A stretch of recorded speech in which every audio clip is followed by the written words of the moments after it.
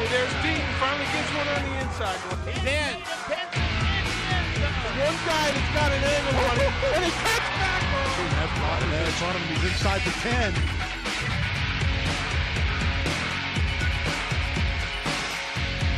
And there he goes.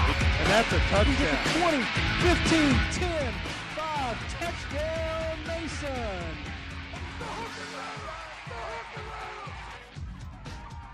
Yeah, guys, the crowd is loud here tonight in Harrison, but Edgewood is looking to get off to an even louder start. When I talked to head coach Scott Clemens this week, he said that playing on the road cuts down on their Friday prep time and that the Cougars like that rush feeling before a game. I also asked him if his team was at all intimidated to play on the road. He said they were not intimidated to play anywhere. Meanwhile, Harrison is playing this game like a championship game. When I talked to head coach Ken McCullough earlier this week, he said that the winner will be put in the driver's seat to win the SWAC. McCullough saying, we have a lot of tough games on our schedule, but this game is a championship game. Guys?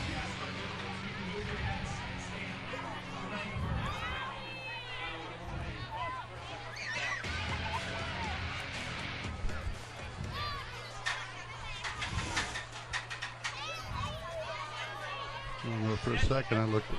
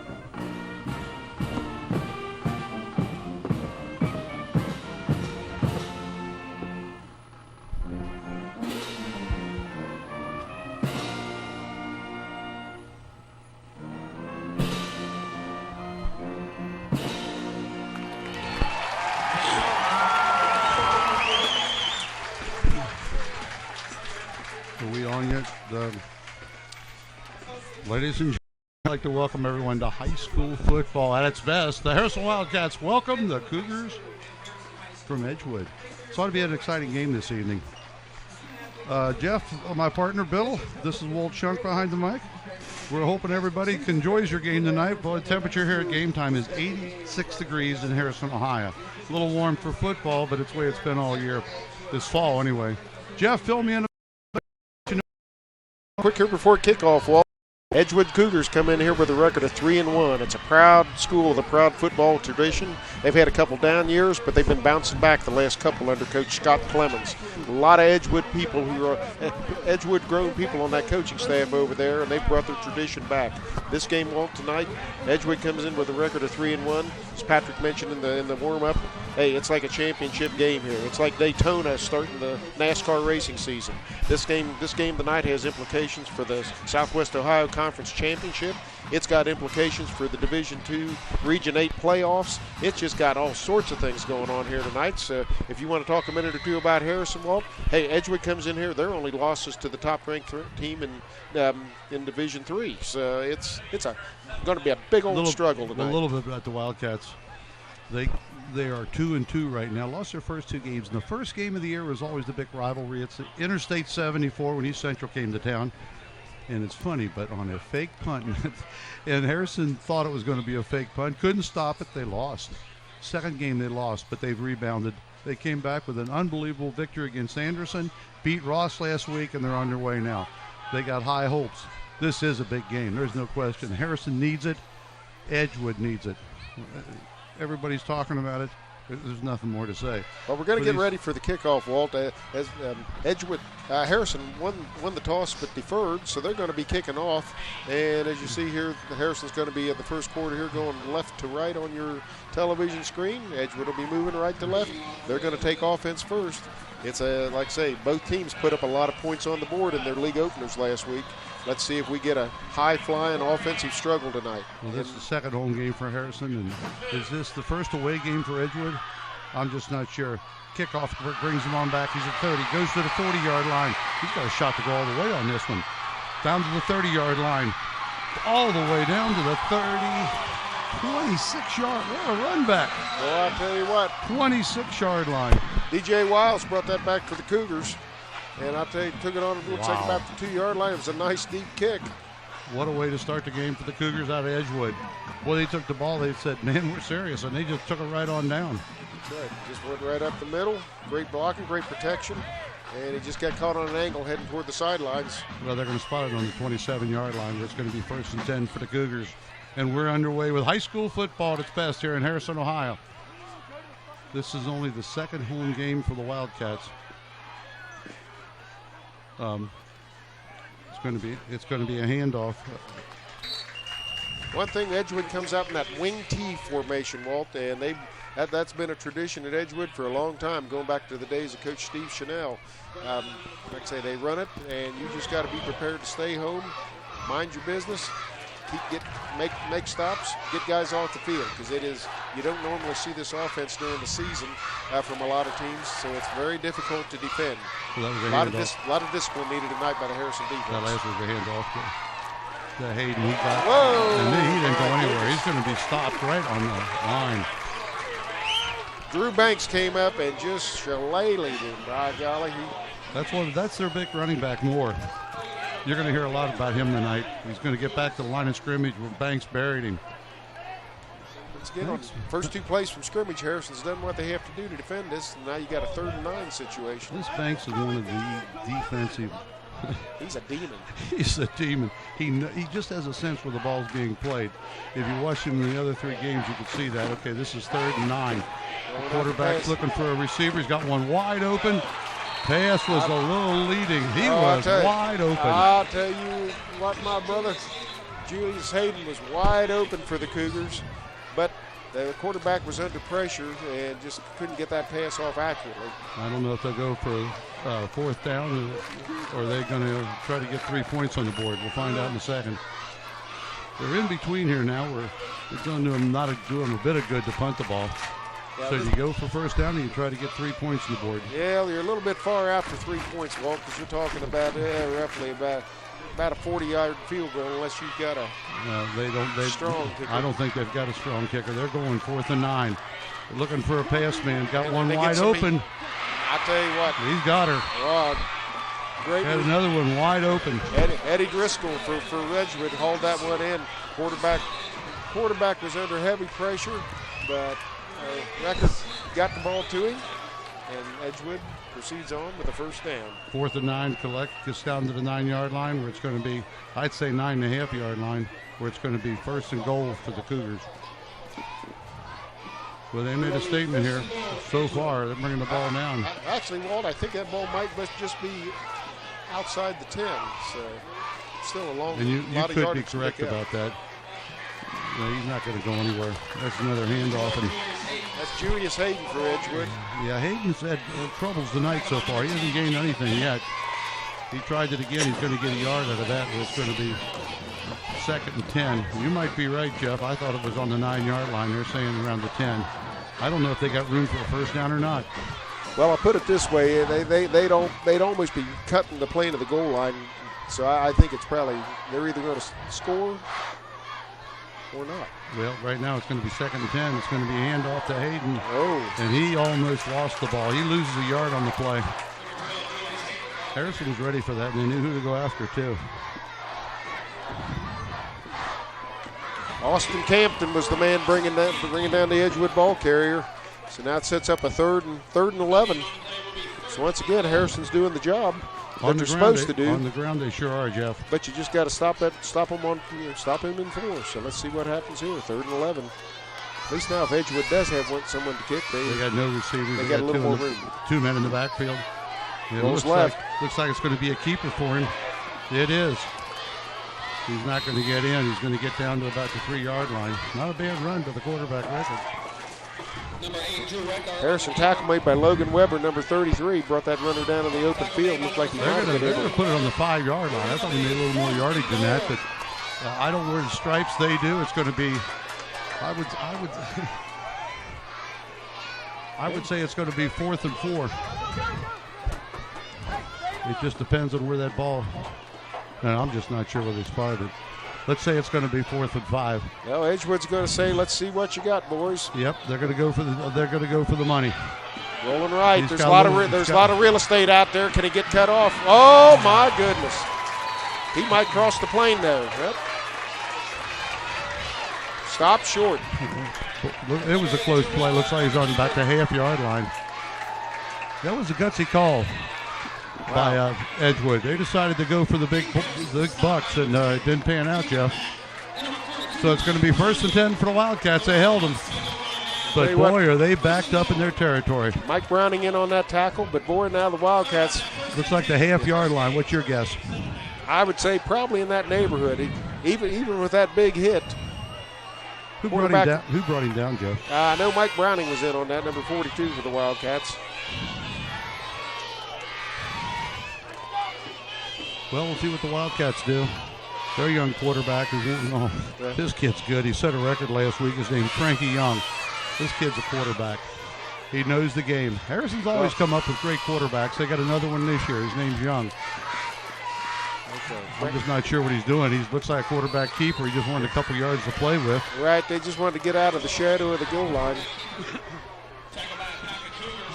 Well, if you just tuned in with us here, ladies and gentlemen, no score. Edgewood took the ball. They brought it right on down to the 27-yard line. They got within a half a yard line but couldn't put it over, so Wildcats have taken over. 86-degree weather. Boy, it's hot here in Harrison, Ohio. It's going to be 2nd down, 7 to go, excuse me. They got a couple wide receivers out, one in the backfield. And Young's going to pass. He's got some room. He's got a 1st down, 25-yard line. He's going to be brought down. Boy, a nice pass, nice receive. Yeah, that was Nick Vanderpool. Yep. Nice play. A couple of weeks ago in the Harrison 48-47 thrilling win over Anderson's Redskins, Vanderpool was Mr. Touchdown, and he was the beneficiary of some young touchdown passes. Long scores, too. That's Harrison's game, throwing the ball. He's a 6'3" kid. He's a big, tall kid. Good receiver, great hands. They got 4 receivers out, 1 in the backfield.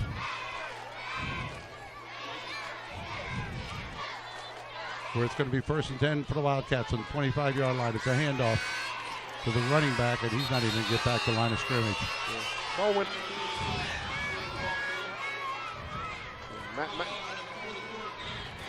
Matt Bonfield carrying the ball for the Wildcats. Once again, just keeps Edgewood on their toes. But you can guarantee that Aaron McCullough is going to be lighting up here in just a second. Well, he's got 3 wide receivers. That Bonfield in the backfield. Back in the shotgun is going to be Frankie Young. 2nd down, 11 to go. Yard loss in that last play. I thought he might have made it back to the line of scrimmage.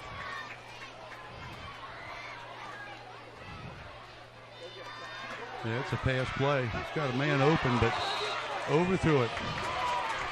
Just led Mitchell Crawford just a little bit too far. Correct. Crawford was open, but it would have took a pretty healthy catch. I don't know if he had got any yards after the catch had he caught it. So it's going to be 3rd and 11 for the Wildcats. One of their best receivers, Jeff, and take nothing away from Vanderpool. He's good. They got a kid called Smith out there. Well, you know, Coach McCullough talking about Gerald Smith and Nick Vanderpool during the week on ICRC's Gridiron Show. Coach McCullough said he thinks Nick Vanderpool might be as fast as Gerald Smith. Wow. They're both good. Now, we got a penalty on the play. I don't know what the penalty's about. It's 10 yards. 10-yard penalty moves it's only going to be 3rd and a half a yard. They got a couple three wide receivers out. Bonfield in the backfield. It's going to be in the shotgun for Young. Actually, be 2nd down, Walt. I'm not sure what the penalty call was. It is just a 2nd down. You're right. I'm sorry. With the penalty, it reverts back. I apologize. Lots of options. Got a man Gerald wide Smith. open. This is the man I told you about. Got to look out for him. Gerald Smith's making it got happen. some room. Cutting Look back. out. Smith's down to the back. 25. His 20-yard line. 15. Nobody's going to catch Gerald Smith. Smith for the Wildcats. Hey, Jeff, who was I just talking about 1 minute ago? You right called before this play happened. I said he's the one.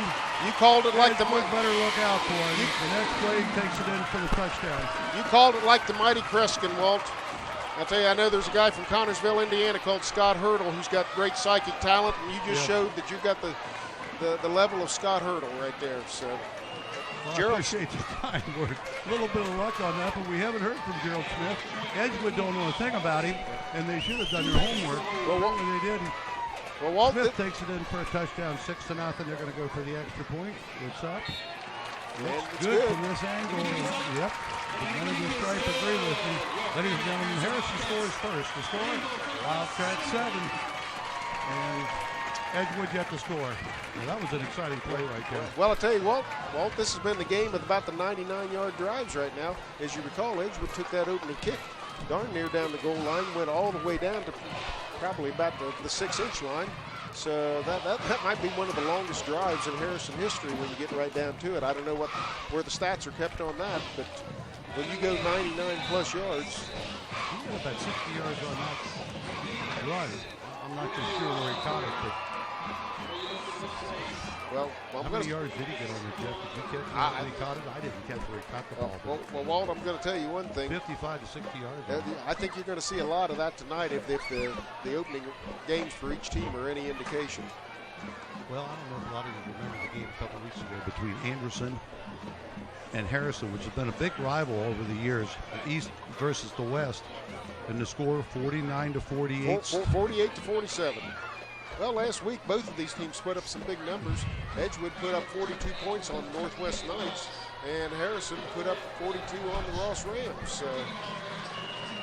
Well, here we go. Harrison draws first blood as Smith scores the first touchdown. Harrison kicks off the Cougars. And it's going to be the receiver on that one for the Cougars is going to be, and he's not going to get back 60-some yards. He's going to come back to the 22-yard line. This time Harrison. Who was that brought that back, Jeff? I'm thinking it was Wiles. DJ Wiles. Yeah, I kind of thought it was Wiles bringing it back. He's going to get it back to the 22-yard line where it's going to be 1st and 10 for Edgewood as they start off, and we'll see what they're capable of doing. They got a good passing game. That's what I thought. Quarterback missed on a couple passes, but I was told this. I haven't seen Edgewood play, just what I've heard the kids say. Edgewood's got a nice passing game. We'll find out right now. Here we go. 1st and 10 for the Cougars. They're on the 22-yard line. They got one receiver out there. It's going to be a keeper up the middle. He's going to make it into the 25-yard line and pick up let's say 2 yards on it maybe, and that's it. Looks like there's some laundry on the field, Walt. So. Uh-oh. I didn't see that. Harrison's stepping back, so that tells me face mask or something. We'll find out in a second. Face mask, yeah. Face mask on the Wildcats. It's going to give the Cougars a first down. I think that's a 10-yard penalty, isn't it? Yeah, no question about that. That's the type of silly mistake you just cannot afford to make. 15 yard. Not in this game. You can't make those mistakes. Game of this nature, Harrison players are going to have to keep their cool. Don't do things like a face mask. Don't go, getting excited and caught up in the game. Brings it up to the 40-yard line. Got one wide receiver going back, and he's going to be open. Overthrown again. That's the third time he's overthrown the pass, which really surprises me. That's their. Well, the Edgewood, their wing T offense. It's run oriented, so they'll do a little bit of passing, but they're going to beat you on the ground because a lot of teams just cannot handle the run game out of that wing T. I think that was Driscoll that they were told to. Okay, it's going to be 2nd and 10 for the Cougars. They're on the 40-yard line.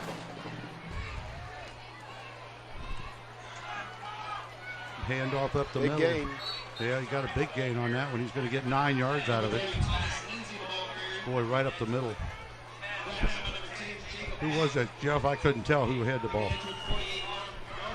Well, that was that Lindsay? That was Thomas Lindsay carrying the ball that time. Yeah, I kind of thought it might have been. He's one of their pride and joys over there in Edgewood. Right now it's good for 9 yards, where it's going to be 3rd and 1.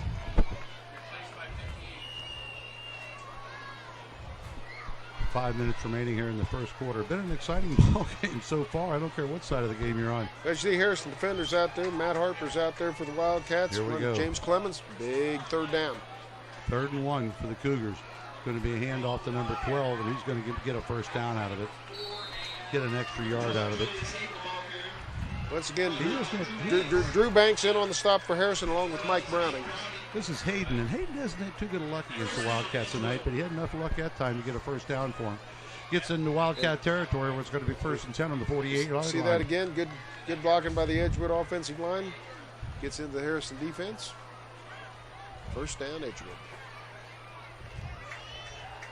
That replay is nice to see, especially on one where you really haven't caught what's going on. Okay, 1st and 10 for the Cougars. They got one receiver out. Record back to throw. He's throwing to him, too. Looking deep like for it's a little Driscoll. long. Just can't make connection.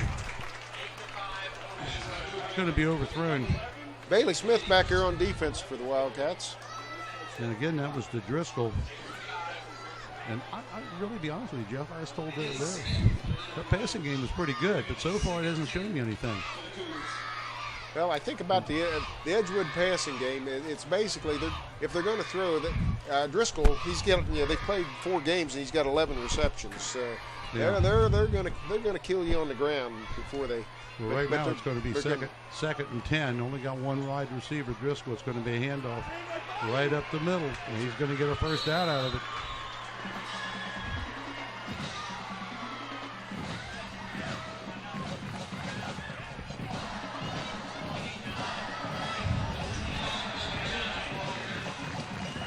Devin Garrett. That was Garrett. Yeah, that was Garrett for Edgewood. Yeah. That's the first time we heard his name mentioned tonight, too. They're going to have a lot of kids carrying the ball. Going into this game, they had 7 kids with more than 10 carries each. So that tells you it's going to be primarily the run game. Okay, it's going to be 1st and 10. They're on the 37-yard line. It's going to be a pitch out. Nobody's there. Wide open to Hayden. They're going to take him down, but it's going to be good enough for a first down.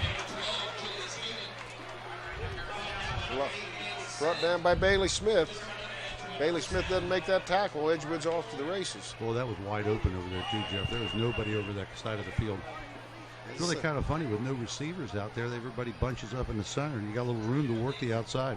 Well, once again, you got 2 high-powered offenses out here tonight, Walt. This might be one of those games where the last team to score is going to win. Might be right. It's on the 24-yard line where it's going to be 1st and 10 for the Cougars. Looking for a receiver.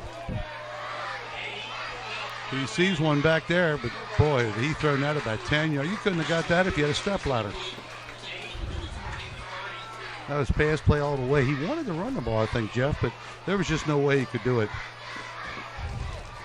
I think that was for a little run-pass option, perhaps, play action. Yeah, so. I agree. So, once again, find himself in a 2nd and 10 situation. Harrison defense. Matt Bonfield over on the Harrison bench, catching his breath. He knows this is going to be a long night. Well, especially in the heat for these running backs. Okay, it's going to be 2nd and 10 for the Cougars. It's going to be a pitch out to Hayden. Boy, he almost dropped it. Oh, wow, what a nice tackle. Who brought him down? Austin Silcox caught him. That little bobble, the pitch. The bobble's what did it. Had he not bobbled, I think he had some room to run. That's right, just that little bobble. Whoops, hello. Yep. Good morning, good afternoon, and good night. So this is going to be 3rd down and 7. You know, Edgewood has a little revenge on their mind. They came in here last year flying high. Harrison took them down the last game of the regular season, 20-16. You know, I can't remember that game, Jeff. But right now it's going to be 3rd and 7, a handoff. Big hole, looking right for the end zone right there. Takes it right into the end zone. Well, that's going to be Lindsay. That's their pride and joy. He's the one we tell you about. Thomas Lindsay. And they opened a little bit of hole for him, and that's all he needs. He just run it right in. Thomas Lindsay coming into this game, the 3rd leading rusher in the SWAC. He just went right up the middle, and there he goes. Touchdown for the Cougars. Untouched. See if they can tie the point after to tie the game up. And this is Julian Pletz about to attempt the extra point for the Cougars.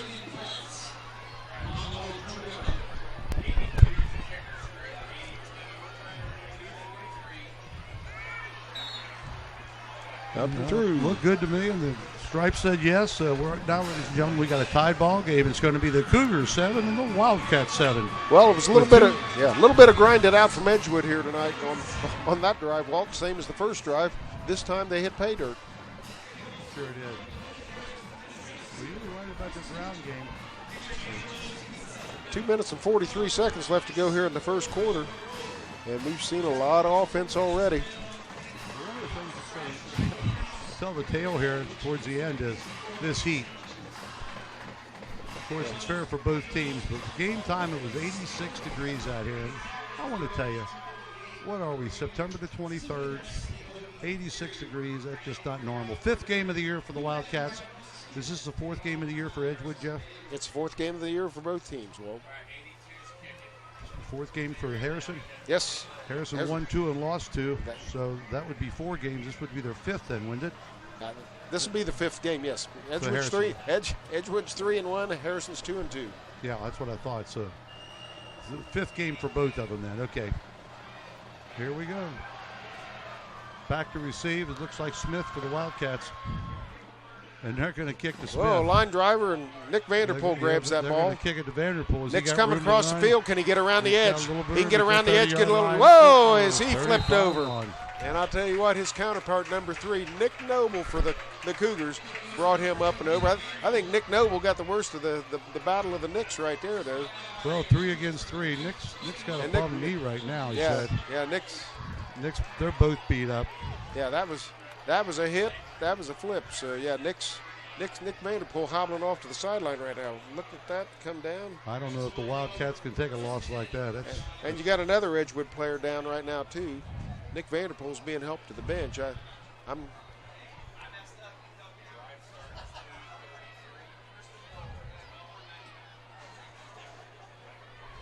He's got an Edgewood player down. You got the player that made the tackle down, and you got Nick Vanderpool down right now. So Nick Vanderpool's been having a great senior season. So tell you what, it's almost amazing he held on to that ball all the way down to the field. Yeah, with that hit. That could have easily been a fumble. So the Edgewood player that was down out in the center of the field is. Who was that out there, Jeff? Was down. The other player that was down for Edgewood was number 11, Hunter Estes. He seems to be okay. Might have the wind knocked out of him. Well, as the sun sets in the west, Jeff, looks like that's not going to be a problem anymore as far as the glare on the players. It's a beautiful sunset from here high above the eastern sideline of Bill Coombs Field in Harrison, Ohio. It sure is, isn't it? Okay, here we go. The Wildcats now, they're going to try to take the lead again. It's 1st and 10, 35-yard line. They still got Vanderpool down right now. Smith, wide receiver, off to the left, to the right-hand side. They got a wide receiver. Bonfield in the backfield. Going to be a handoff to Bonfield. He's going to pick up a couple. And ball's down on the court. Yep. Edgewood recovers. First play. Bonfield fumbles. Cougars pick it up, so the Cougars have the ball. Well, if this were tennis, Edgewood just broke serve on this game. Long way from tennis, Jeff. That ball popped out.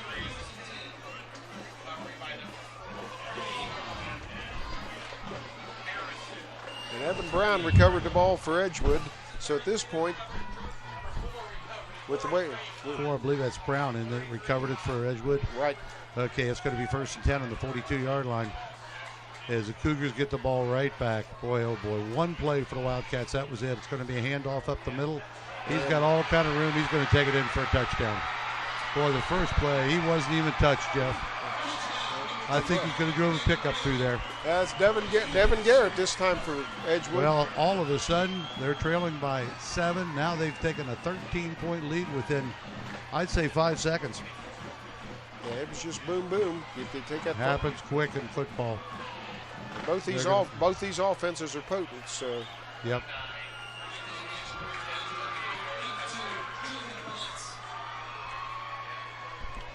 They'll try for the extra point. Klutz back to kick. Nice hold, nice snap. Looks good to me, Jeff. And they said it's right through the uprights. It's going to be the Cougars 14, Wildcats 7. And there's still 2 minutes and 14 seconds to go in this first quarter, Walt. So. Right. Well, those 2 touchdowns happen quick, Jeff. Yeah, this is the great way it's going to work all night. And just like you said, it was a running game. The passing game don't seem to have it tonight because they sure as heck tried hard. But boy, that running game that the Cougars got really is good. Well, once again, it's all about defending that wing T. Anything can happen. Well, they still got Vanderpool down. Things don't look good for the young man. He took a real bad hit. We'll see who they got back now, the Wildcats. Looks like they're going to put they got Crawford back there, and they got Smith. Am I correct about that? Well, once again for Harrison, the game with Anderson, Harrison fell behind on that one, and they came back actually late in the fourth quarter to pull out that victory. So Harrison players aren't going to be, they might be a little shocked, shell-shocked right now from the first, these two quick scores by Edgewood, but I'm sure they'll find a way to bounce back. Okay, we're going to find out real quick as Harrison receives the ball. That ball's going into the end zone. That's a nice kick. Nice kick by the Cougars. Julian Pletz boomed that one. Harrison's going to get it back on the 25-yard line. They're going to start all over again. Trailing in this game 14-7. So Frankie Young comes out with the Wildcats. Test.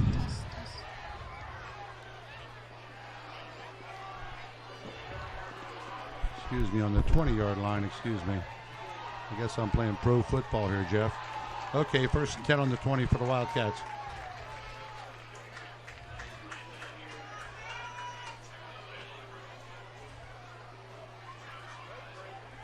They got 3 wide receivers out. Young back to throw. He's looking for Gerald Dodds. Dodds. Knocked down. He didn't have a chance. Yeah, number 34. Well, I'll tell you, Dylan Crouch for Edgewood. That might not have been such a bad play after all, because if Gerald Smith catches that ball, it's going to be knotted up again. Well, Couch wasn't going to give him a chance to catch it either. He laid it right in the sack for Smith. Smith didn't have a chance. Set the ball. It looks to me like they're going to put it over on the 35-yard line, where it's going to be 1st and 10 for the Wildcats. They are a 10-yard penalty. 1st and 10 for the Wildcats. I agree with you on that. Might have been the best play of the ball game by the Cougars. Smith, wide receiver. You got 2 wide receivers off to the left, 1 to the right. Bonfield in the backfield. Young looks over for instructions from his head coach. They're changing things at the line right now. It's pass all the way. Got a man up the middle. That was almost intercepted, Jeff. I couldn't quite tell if that got tipped or not on that, but just didn't quite get there for Crawford. So I'm thinking that somebody might have just got a little fingertip on it. I think it was or tipped something. too, but also I think it was a bad pass. That could have been intercepted really easy. It's going to be 2nd and 10. Nope, somebody got a hand on it. Yeah. You can tell that on the replay. Well, that replay's handy. Here we go, 2nd and 10. I've never seen this, but look at this. 3 wide receivers. And they're bunched up on the right-hand side here. 3 right, 1 left. Bonfield in the backfield, I believe. Young gets the ball. He's looking for somebody. Got a man wide open. See what he can do. Okay, it's going to be Jason Reynolds. Reynolds isn't going to get a first down out of it, but he's going to get close. Let's see where they spotted that. I think it's going to be spotted on the 44-yard line. Tackle by Garrett. It's going to be 3rd and 3. Garrett Gabbard made the tackle for Harris or for Edgewood. Boy, Harrison ain't messing around. Yeah, that's a quick offense. Flinging Frankie Young. Every once in a while, they like to go with that. They got 3 wide receivers, Bonfield in the backfield. Change of plans again from the. Didn't turn out to be that. They're going to send him up the middle, and I don't know if he's going to get it or not. I don't think he got it. He might have got a lunge there. Let's see where the foot comes down to the official. I don't know if he got it or not. It's very close. They're going to spot it back a little bit, so that will be short. It's going to be 4th and 1. We'll find out what Harrison does now. They haven't made it. This is a good, interesting one. They got inches to go. It's going to be 4th and inches. Do you kick the ball or do you go for it? Meanwhile, Nick Vanderpool still sitting down on the sideline. Don't look good for Vanderpool, Jeff. I'll tell you, I think he took a hit on that knee, and they've got it iced up and wrapped up. It's going to be timeout the Wildcats. They want to talk this over. If nothing else, I thought they could pull them off sides. With 1 minute and 15 seconds remaining here in the first quarter, it's been exciting football, Jeff. Got a good crowd here tonight. The Wildcats have filled their stadium, and Edgewood's come here with a packed house over there, too. Well, Edgewood always, like I say, just the last couple of years where they had a couple of down years in their program. But over the years, I mean, they were a state runner-up back in 2003, and they've been a perennial playoff contender. So no doubt Edgewood's got a proud, long, strong football tradition in Trenton, and their fans back their team. Well, here we go. Looks like they're still going to go for it. They never changed nothing. I think they came up with a different play-o. If I was a guesser here, Jeff, it's going to be a quarterback keeper by Young. That's what I'd guess. Well, it's going to be kind of tough. Frankie's back in the shotgun. I understand that, too. Here we go. 4th and inches. Coming up under on the center. line. I don't know. They might have got flags all over the place. He got the first down, but I don't know who the flags are on. Yeah. The spot is going to be a first down. The question is what's going on with the flags.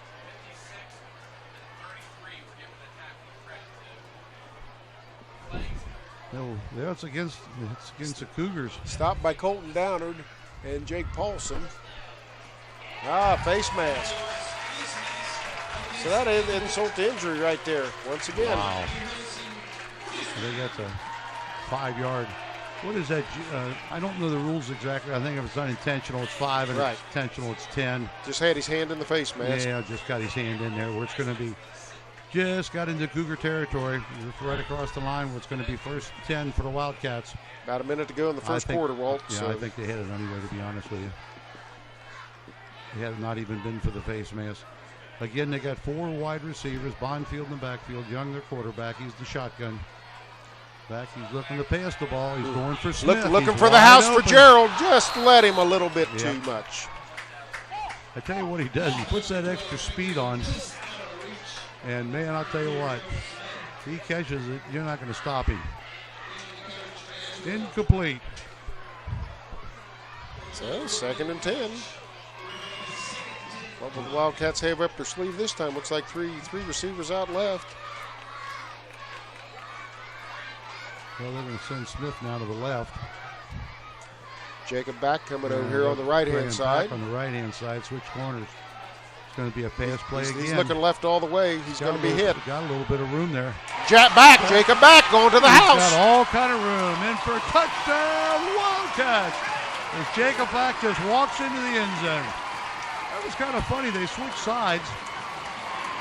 And the play was meant for a back, and bingo.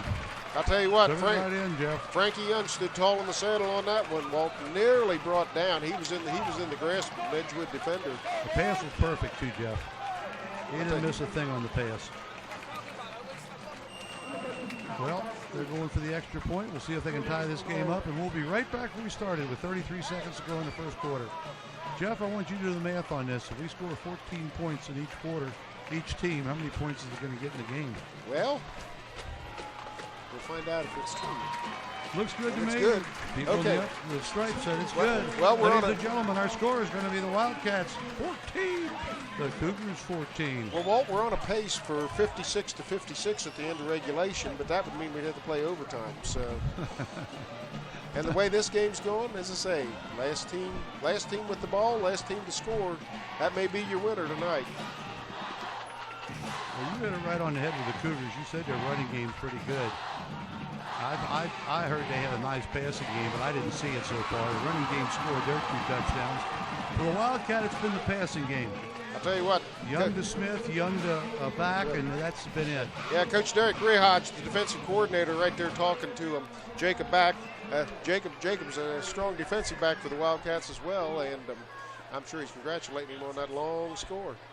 Well, we got Vanderpool down on the side. He's got his leg iced up. He'll be out for the rest of the game, Jeff.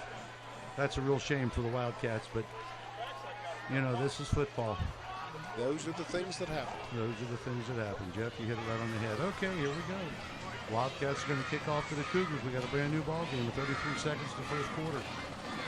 As the sun sets in the west behind the cornfield, you're in Harrison, Ohio, watching high school football at its best. This is really starting to be a big rival between Harrison and Edgewood. Oh, a squibber kick that time. Going to be called for a fair catch. Carol Moore for the Edgewood decided he's just going to take that and let's start from here and see what happens. They're having pretty good success. No sense in risking anything. Is that done on purpose? I'm not sure that kick was. Because I'm not so sure it wasn't. Remember last time what happened? They got down to the 26-yard line. They've had some luck on returns. They sure have. Okay, here we go. With a brand new ball game here at 14-14. Cougars got the ball. It's going to be on the 31-yard line. We're going to see what they can do with it. Jeff started off saying they got a good running game, and boy, I think he hit it right on the head. Record's back to pass. Can he get Driscoll? Not quite. Driscoll again. That is the 5th pass that's been overthrown. And he is really disappointed. Cougars quarterback. Record. Yeah. Well, once again, you don't need to connect when you got the running game they've got. Just keeps the defense honest. Yeah. Well, he wasn't covered at all. He got wide open. He just couldn't get underneath the ball. Just overthrew it a little bit. One good thing about that, if you're a Edgewood fan, you're not going to intercept it. Okay, it's going to be 2nd and 10 for him. This time you're going to see a running back. I don't know if they're going to hand off to their big boy. They sure did, right up the middle. Everybody in the stadium knew it. He's still going to pick up 7 yards. Nice carry there by Garrett. I think it's going to probably take us down to the end of the first quarter, Walt. Only about 5 seconds left. Yeah, I think so, too. There's a nice run by Garrett right up the middle. They got a nice line up there in front the Cougars have. Well, so far, Walt, this game's been everything everybody expected. Yep, exactly right.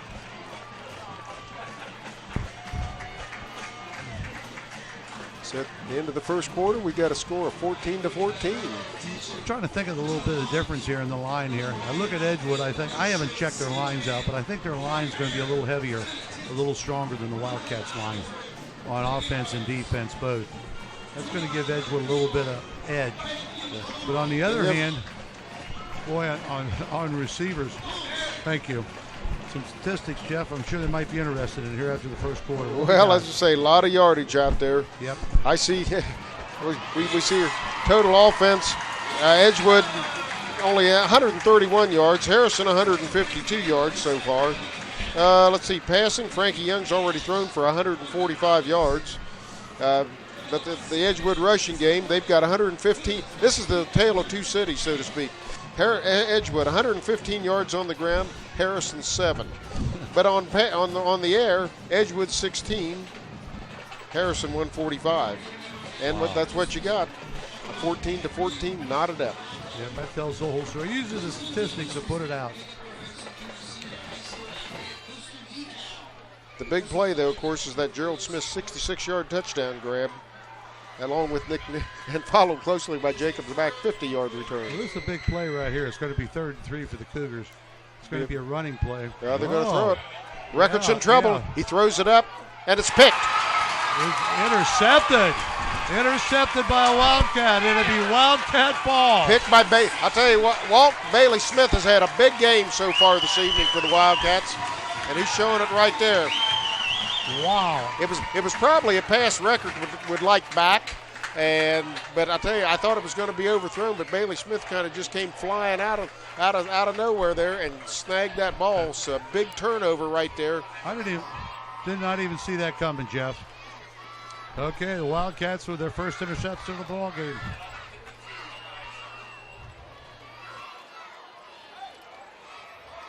Well, guys, one of the reasons Edgewood does so well on the ground is that they have depth. Last week against Northwest, the Cougars ran 65 plays. 59 of them were rushing attempts. But get this, it's not just 1 or 2 players that do the rushing for the Cougars. Last week, Edgewood had 9 players rushing, and when I asked head coach Scott Clemens about the amount of depth his team has, he said, we preach to our boys that each week brings different circumstances and that they have to be unselfish. And guys, this running game is something that's very important to Edgewood's success.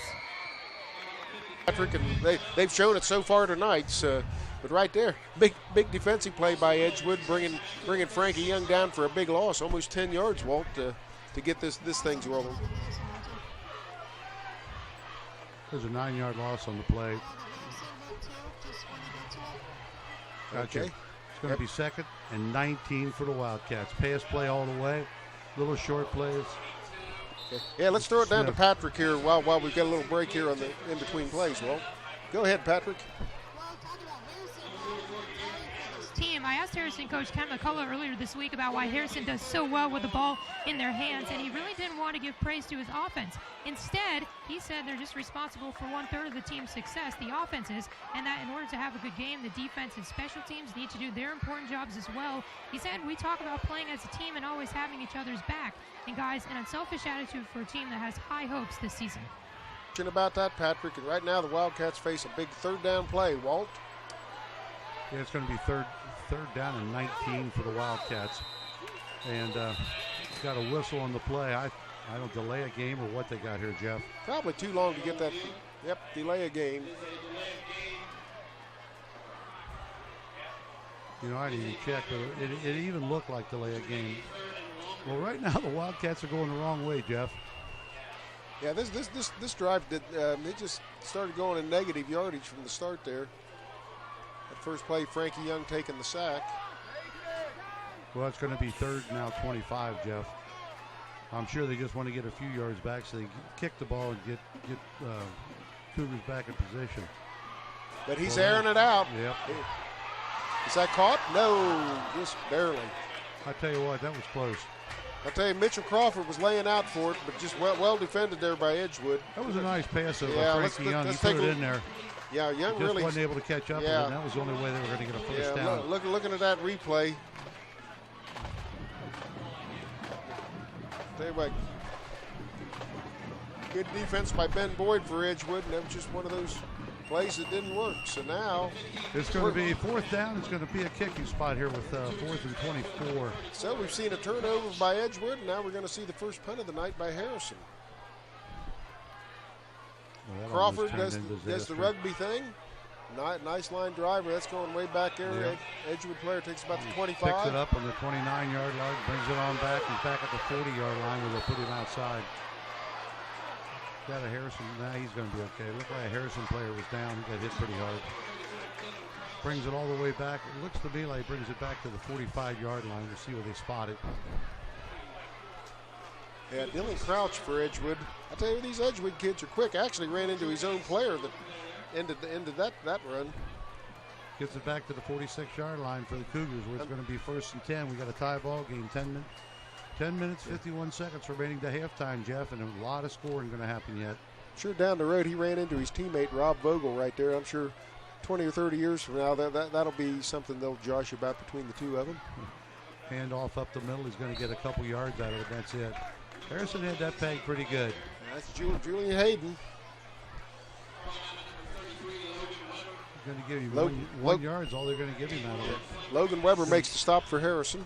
It's going to be 2nd and 9 for the Wildcats. Pardon me, for the Cougars.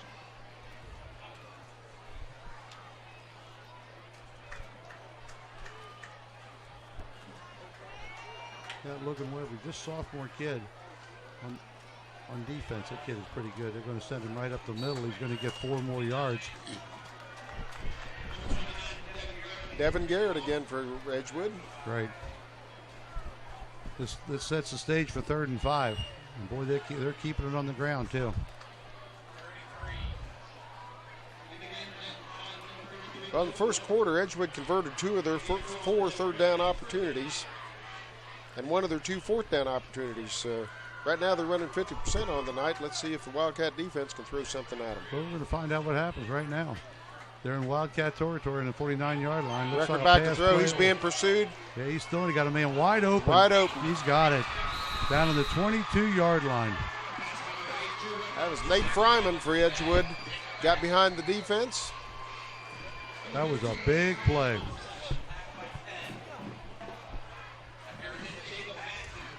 Jacob Back makes the stop. That could have gone for a lot more. What I had heard earlier before the game started, just the kids talking, they said they had a nice passing game, but I haven't been impressed with it. Right now you can see a little bit of it, but their running game is much better than their passing game. Okay, on the 22-yard line, where it's going to be 1st and 10 for the Cougars. Well, they only put 1 wide receiver out, Jeff. It's going to be a pitch out. Switch left. And Hayden's got all kind of room over there. Looks like he's going to get down to a 1st down. Bailey Smith and Who did bring him down? Can you check over there? Drew Banks came over to help out as well. Did he get a first down? No, they're saying No, he didn't get a first down. I thought he had a first down out of it. A little bit shy. Well, It's going to be 2nd and 1. This run game just, keeps the passing game off balance. Right. Makes that passing game shape up a whole lot better. Oh, yeah. It's kind of unusual. As you look at the play right now, they got one in the backfield and one receiver. That's all they use. Hand off up the middle. He's going to take it all the way down to the 6-yard line. Other than that. Once again, that's Devin Garrett. No, it's about the 6-yard line. So now they're knocking on the door once more. And the whole key to getting them down there was that pass. It's going to be good for a first down on the 6-yard line. It's going to be 1st and goal for the Cougars.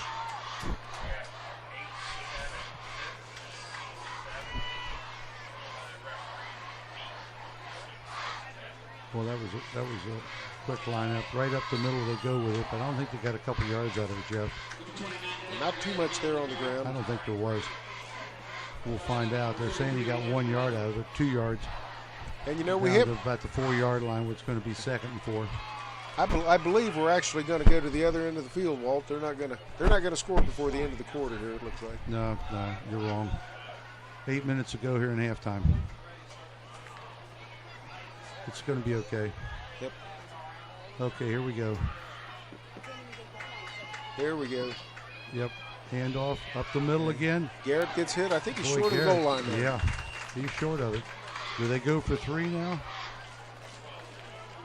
Or was that the third? Was that the 2nd down or 3rd? It's 3rd and 3 right now, Walt. Yeah, 3rd and 4, I think. 3rd and 3, right in between. This is a big play right here. Then they got a big decision to make. Earlier they made the same decision. They got it within the half-yard line. And Harrison got the ball back, ended up making their first touchdown with it.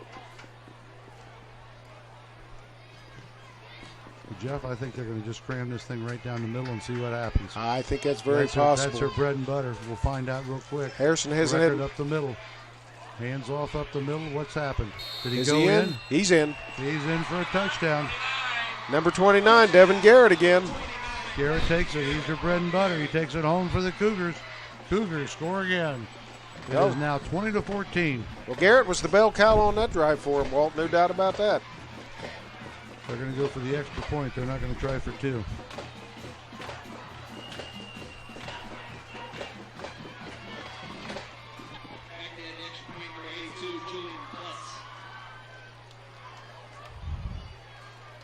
Here's the kick. Set. Up looks good to me. Kick is good. It is good. Ladies and gentlemen, the score. Cougars 21, Wildcats 14. Well, the Wildcats are playing without their big man right now, Vanderpool, the big wide receiver. Let's throw down there to Patrick real quick. Yeah, well, anyway, Nick Vanderpool has been sitting on the sidelines ever since that injury. He's been sitting sideways on the bench being tended to by medical personnel. They have gotten out crutches. He has a painful look on his face, hasn't even gotten up since he initially sat down. It's not looking very good for Vanderpool for later in this game, guys. Okay, thank you, Patrick. Yeah, no doubt about that. And it's kind of hard to say from this perspective here. Now, Vanderpool, he took a hit, and then on top of that, and that hit was probably right on the knee itself. So he got a couple possibilities for. I still think it happened when he landed on the surface out there, Jeff. Although this is ground, we're not playing on. And that's one advantage I have in grass. Makes it a little bit easier when you land.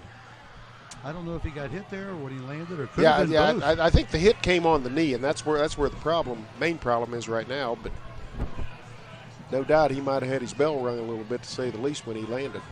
And it definitely appears to be a lower body injury. I can confirm that. Okay, thank you, Patrick.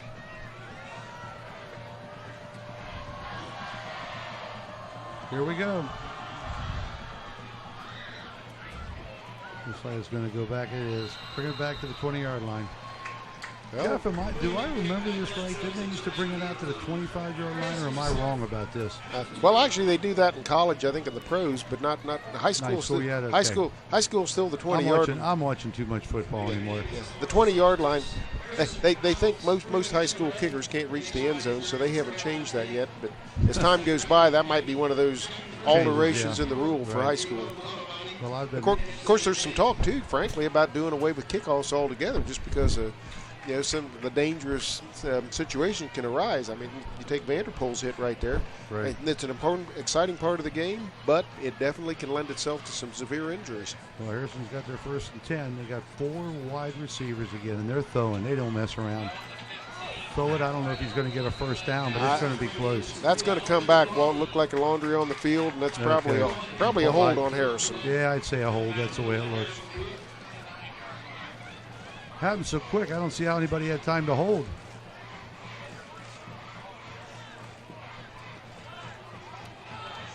But if everybody's quick, maybe that's why you grab onto somebody. I'm a fan of chop block on it, Jeff. Okay.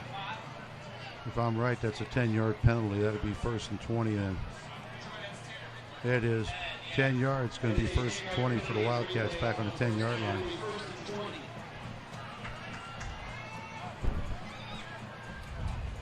It's really kind of funny. I've been watching the crowd here over at the Cougars Edgewood. They've been kind of quiet tonight. Okay, here we go. Same lineup, 4 wide receivers. Got Young in the backfield. I'm the quarterback in the shotgun, excuse me. Boy, he don't mess around. He passes right away. Well, he was looking for Mitchell Crawford right there, but Yep. could not make connection. Yep. Now it's going to be 2nd and 20 for the Wildcats. I thought what they go for is, if they go for 10, is what they go for, and then you go for another 10. Right now it's going to be 10 and 20 for the Wildcats. Everybody pretty well knows they're going to throw the ball. It's just 2-2, 4 wide receivers. You got Bonfield in the backfield. They ain't messing, they're throwing right away. Oh, could have been picked very easily. Yeah. Smith just couldn't hang on to that. He's one of their best receivers, Jeff. That was just right in the hands of DJ Wiles for Edgewood right there.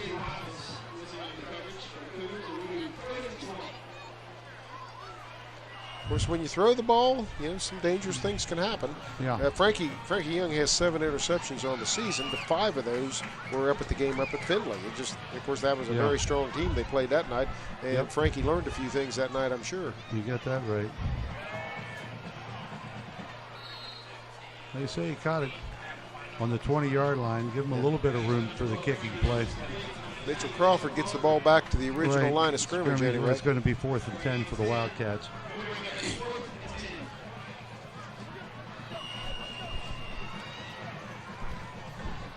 So, Harrison's 2nd punt of the night here.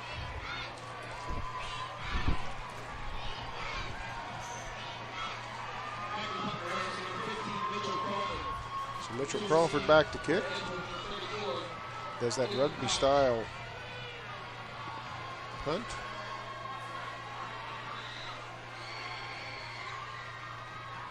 Well, that was almost blocked, Jeff. I'll tell you what. It's a nice kick away. They're getting a good They're rate. not going to challenge. It's going down to the 45-yard line where the Cougars are going to take over. It's going to be 1st and 10 for the Cougars. That was a nice kick. That was so close to being blocked. Cougars came right in on that one, Jeff. Yeah, no doubt about that. They might remember that later in the game if the situation arises. You got that right. Well, right now, Harrison's defense has got to hunker down. They don't want to get 2 scores down, no doubt about that.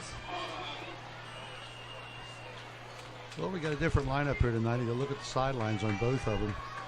They got the seats on the end zone kind of, Jeff, on the track. I've never seen that before. Okay, 1st and 10. It's going to be a handoff. Did I see a flag? Yeah. There was the laundry flying through the air, so chances are pretty good it's going to be some sort of a infraction. Yeah, I'm just guessing at a hold. Yeah. That it is what it is. Yeah. That was just a guess of mine, Jeff. I'm not. My eyes aren't that well anymore. Holy Toledo! They're going to move that dang thing back 15 yards. Can you believe it? 15 yards from the place of the play. Well, puts the Cougs in the hole. Yep, 22 yards. It's going to be 1st and 22.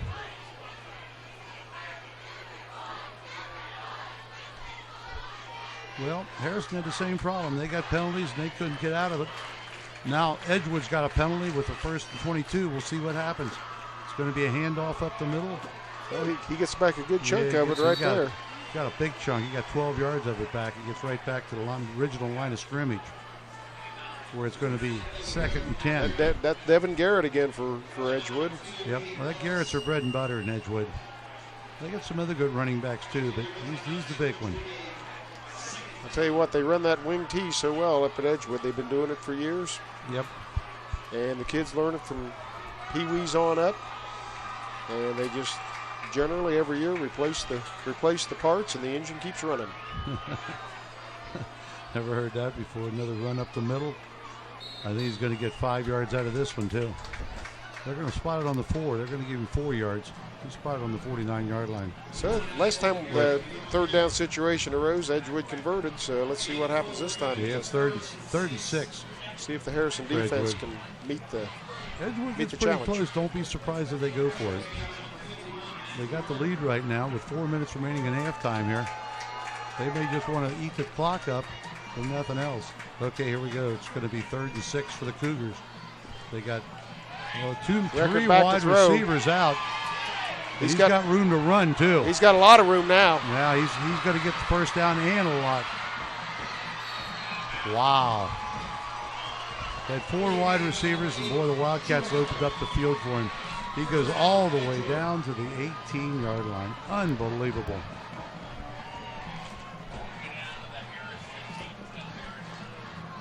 Well, with 4 minutes remaining here, that's exactly what the Cougars wanted to do. They want to eat up more time. They wanted a first down. They got both.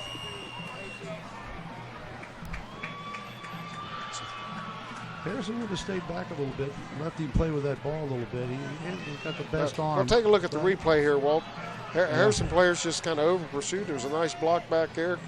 Sprung him a little bit more, and there was just nobody around. It's going to be 1st and 10. Garrett's going to go right up the middle, pick up about, I'd say, 6 yards on that. I'm just guessing.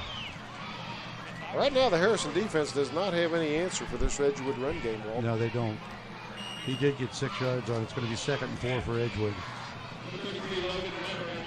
Yeah, he had an opening there in that running play, and he's seen it. Okay, it's going to be 2nd and 4 for the Cougars. They'll probably stay on the ground right now. 1 wide receiver they always put out there. Handoff up the middle. He's got a little bit of room. I don't think he got to the first down marker. He didn't get to the first down marker, no. He did pick up a couple yards on that.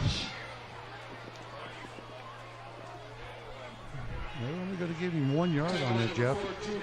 So once again, Drew Banks in on the stop there. Yep. Dylan Crouch just couldn't quite get there for Edgewood. It's going to be 3rd and 3 for the Cougars.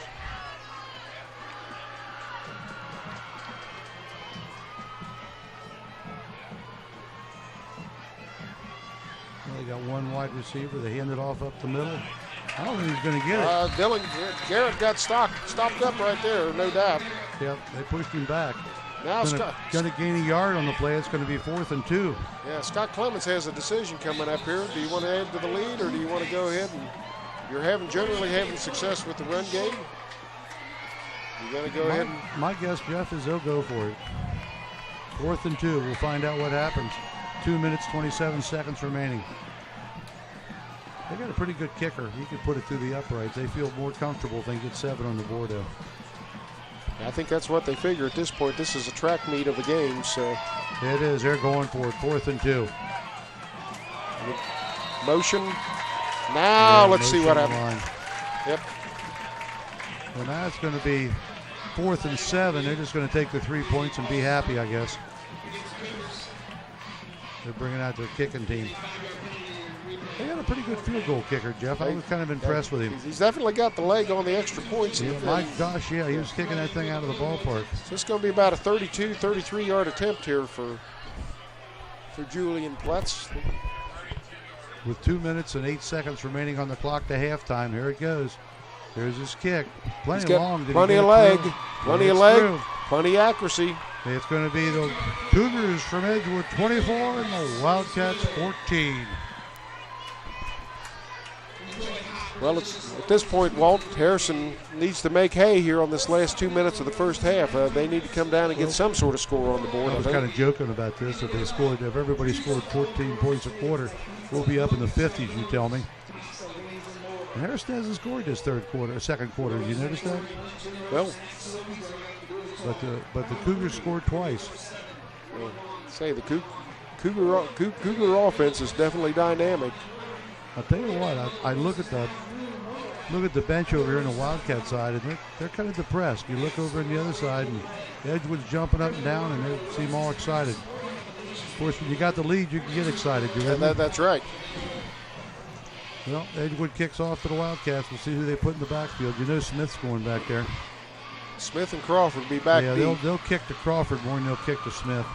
Oh, that young man's talented for the Wildcats. He is so quick. If he gets a little opening, he just puts that extra splurge on. He's like the road runner. Okay, here we go. That ball's going to go, well, let's see. Gerald Smith's going to take it right about the goal line here. Yeah, we'll see if he needs a block. block. He's got a little room. Boy, he shoots right to him. Up to the 40, and he's still on his feet. He's to Gerald the Smith cuts back line. across the field. Got some room to run. He's on the 40-yard line, 35-yard, 30-yard line. Still going. They're going to catch up. Touchdown, Wildcats. Takes it all the way. Well, they needed a score before halftime, Walt. They got it. Well, you know, I'm going to call that a 100-yard kickoff return for Gerald Smith. His 1 foot was in the end zone, There are no flags on the field. I'll tell you what. What a run by Smith. Wow. You know, I just got done talking about this kid, how talented he was. And he can watch him here and put the spurge on. He should have been taken down there. Sees a little opening, just a regular run. He's looking for room. He just sees a little room. He just squirts right through. Yeah, picks his spots and takes off. I thought they hit him right there on the 4-yard line, yeah, but he wasn't going to be had at that point. No, he was going to get into the end zone there. He's seen glory at the end. Big extra point here, though. What a talented young man for the Wildcats. Kyle Farfsing up to makes attempt the extra point. The Wildcats are going to try to put one more on the board. Looks good from here. Splits the uprights. Another point. The score is going to be Wildcats 21, Cougars 24. Of course, Walt, we still have 1 minute and 45 seconds left here before halftime. Plenty of time to get a couple more scores in this game. You got that part right. That is an unbelievable run back. Yeah, he should have been tackled on the 20-yard line. He had 2 men right there, and he just ran right to him. Yeah, they didn't even have a chance. I believe they're officially going to call it a 98-yard kick return. He took it about on the 2, and then kind of the momentum took him back into the end zone. So, got to be called. They can call it whatever they want, Jeff. That was a nice run back. That's one of the best I've seen in high school football. You know, it wasn't like he was wide open. I mean, they had a chance to tackle him 4 different times. Even at the end on the 4-yard line, they couldn't bring him down. Well, now here's where the Harrison defense needs to make a big stop. Special teams needs to pin the Cougars back, get a stop, go into halftime. You see a little more bounce in the step on that Harrison sideline right now, Walt. Yeah, you do. A little more excitement. I just got done announcing. It looked like a dead team. Now there's got a little more sparkle to them. Well, once again, this is going to be the nature of the teams. I mean, the team that runs the ball primarily, they need to get up a big lead to be able to try to control the clock more. If they get down, they're in trouble. Harrison, on the other hand, can score quick, but then the problem is that puts the defense back out on the field, and then you got to contend with the other team's offense again. I don't know what it took, but Jeff, I don't think it took over 15 seconds to score that, did it? I'm sure not very long. Right. Okay, here we go. Wildcats are going to kick off to the Cougars. They got 2 men back. Farfsing kicks. Not a bad kick. Okay. He's bringing it back. Boy, he's getting behind the whole crew, and he ain't going nowhere. What went wrong there? Well, I'll tell you what, Wiles tried to duck behind his blockers to try to kind of confuse the Harrison special teams there, but it confused me. I've never seen that before. They just went right for the jugular right there. Yep. I think they're going to mark it down there on the 18-yard line, if I'm not mistaken. Yeah, Matt Bonfield's going to get credit for the tackle. So. Bonfield is? Yep, Bonfield is. Well, it's going to be 1st and 10 on the 18 for the Cougars. Right now, I'd say they got 82 yards to go for pay dirt. Well, I'm sure they'd like to put something, even 3 points on the board before the clock runs out. They've shown they can score quick. Okay. Record's going to roll right. He's being pursued. Can he get around the corner? He's going to be slung out of bounds. Going to make it down, I think, to the 24-yard line, Jeff. That wasn't a bad plan. No, Hayden Ellis slung him out of bounds before he did pick up 5 yards, though. Yeah. You sure did. Stopped the clock. Yep, he did both. Exactly what they wanted. How they let that right side open? That's the second time the Wildcats done that. Of course, they bring everything to the right, left side, and then the right side's wide open. Here, same play. It's going to be 2nd and 5 for the Cougars. They're on the 24-yard line. It's going to be a handoff. He's got men all over him. Oh, going nowhere. Wow. I'll tell you what. That was Hayden, and Hayden's had trouble all night, Jeff. Austin Silcox lowered the boom on that one. Let's look at that on replay. Yeah. That ball was not going anywhere anyway, and Silcox just finished the job. Boy, it's a nice tackle. So now Harrison takes a timeout to stop the clock, Paul. They could well get this ball back. I don't get that. Oh, that's what they're thinking. Huh? Oh, sure. 3rd and 10. Yeah, bring it on. All right, well, he is being loaded into a golf cart right now on the Harrison sideline. Now, a couple of minutes ago, I noticed he was sitting on the bench, but this time he had his uniform off and ice on his left knee. Well, now he's in a golf cart. Who knows where he's going, but I definitely think he's probably out for the rest of this game tonight, guys. Yeah. We kind of suspected that after your first report. It didn't look good. Now it looks worse. Well, let's hope the best for Nick Vanderpool here. Nick should be taken to the hospital and have it checked right away. Yeah, get something started. Sometimes some of those contacts like that, the things that look the worst turn out to be, well, not quite so bad. I remember last year in I believe it was the Edgewood game, there was a pretty severe-looking injury, and looked like the player was concussed and immobile on the field. Make a long story short, he went to the local Medi Center. He was good as gold to go later on in the game. It was quite the amazing recovery. So let's hope the same here for Nick Vanderpool. I agree with you. Right now we got 3rd and 10. Wildcats called timeout. My partner Jeff says they're hoping to get the ball back. We're going to find out on this play right here. It's a pass play all the way. They only got one man. They're going for him. It's going to be too deep, I think.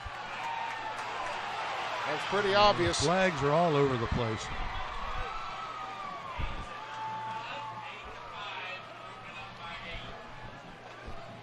No question. Yep. Bailey Smith was there, but that was just no doubt that was going to be pass interference on that one. Of course, if Driscoll catches that ball, he's off to the races. So.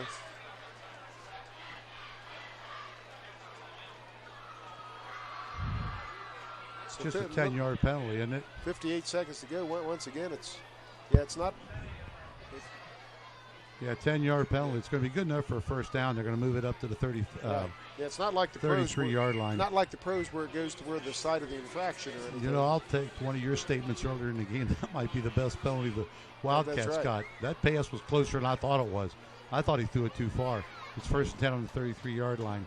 Looks like the running game all the way. Hands it off. There's nobody there. Well, they've got him down. They faked me out. Yeah. Loss on the play.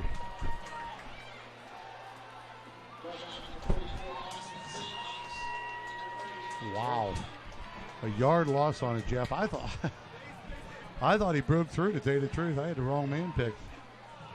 Well, right now, unless Edgewood has something up their sleeve, it looks like they're content probably just to run this clock out. But we've said that before, and then they break something big. Record, back to throw. They got a man wide open. He's going to step outside with, I think, 19 seconds to go. Good for a first down. Boy, he was open, too. Evan Garrett gets out of bounds. Just 19 seconds there. They're going to have to pull a rabbit out of their hat to get down into scoring position anyway. 16 seconds. It took Smith to score a touchdown, Jeff, so that tells you something, don't it? One big play could do it. They still get the ball with 19 seconds to go. It's located on the 47-yard line. Well, this is the way to end a half, isn't it? This has been quite the ball game so far. I don't care if Harrison's got it or the Cougars have got it.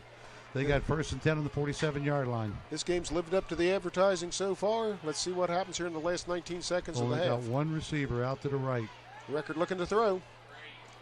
He's being pursued. He's going to run the ball. You can see that coming. They're going to throw a flag over there? I don't think so. Harrison player was on the ground. Take another look at that. Yeah, see if we get a replay from ICRC. It was one of those things that looked a little funny, but I don't think there was any malintent here. He's down. Yeah, Harrison player. It was pretty close there, Jeff. Yeah. They were over there screaming on the sidelines Yeah, for a flag, and they didn't get it. No, he just kind of hit him around the ankles. Well, they didn't get a first down out of it, so it's going to be 2nd and 3. I think it looked for worse. the Cougars. Looked worse because the kid hit the down marker. Yeah, they're in Wildcat territory. Well, that quarterback loves to go to his left, don't he? That's the 5th time he's done it. He's still got the ball. Back to throw. Yeah. And wide open. My goodness. Oh, and he fell down. On the 30-yard line as time expires. Ladies and gentlemen, that's your halftime score, unless there's something I'm missing. They made. On the clock, it says nothing. On the floor, they said there's still life. I'm not sure. I think it depends.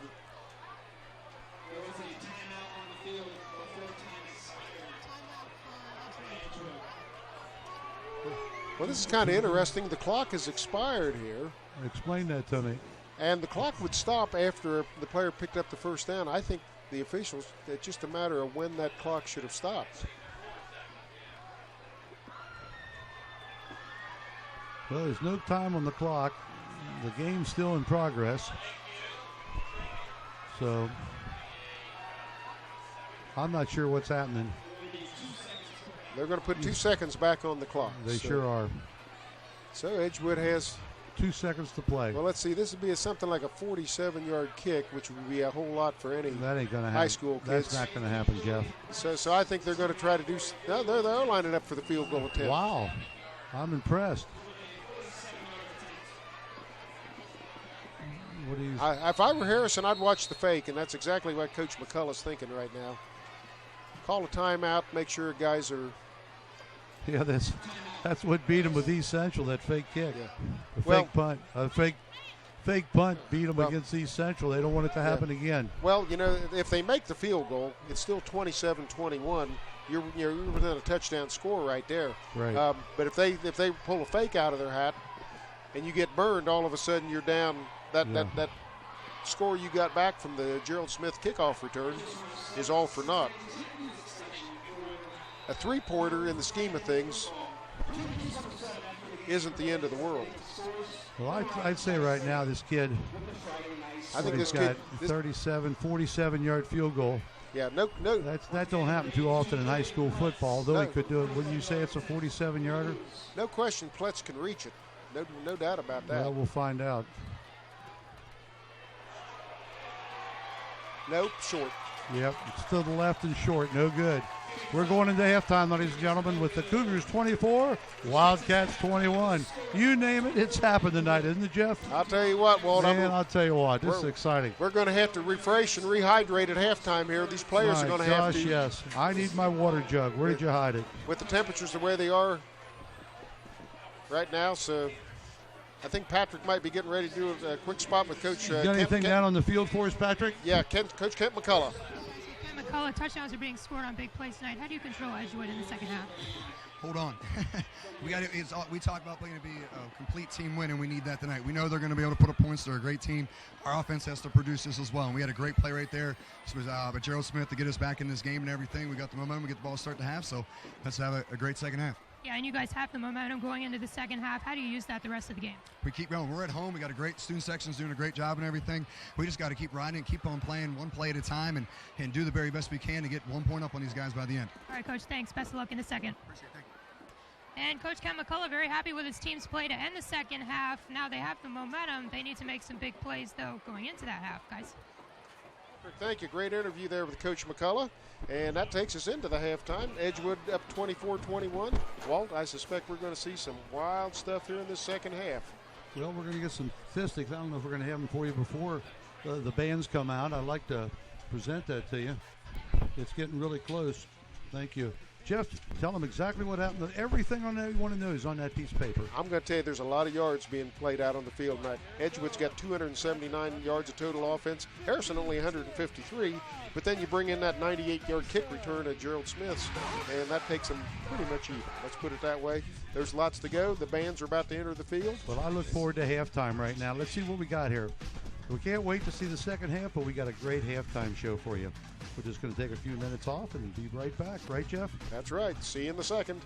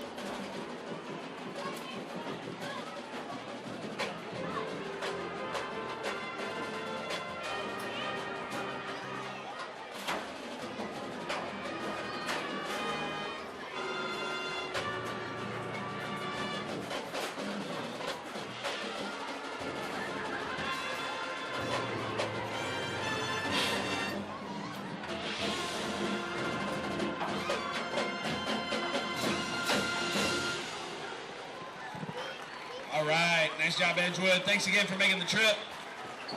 Let's hear it for Edgewood High's marching band.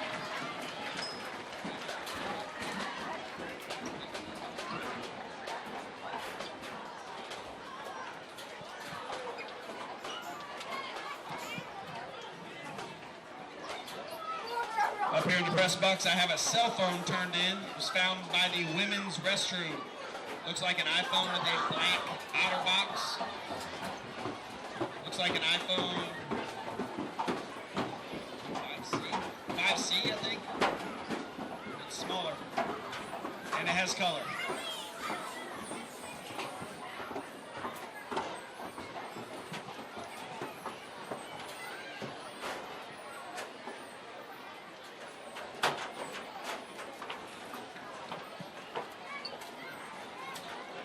The Harrison High Athletic Boosters is an organization that supports athletes and the sports they play. This is not possible without help. Any and all Harrison community members are encouraged to become a member of the Harrison Junior or Senior High Athletic Boosters.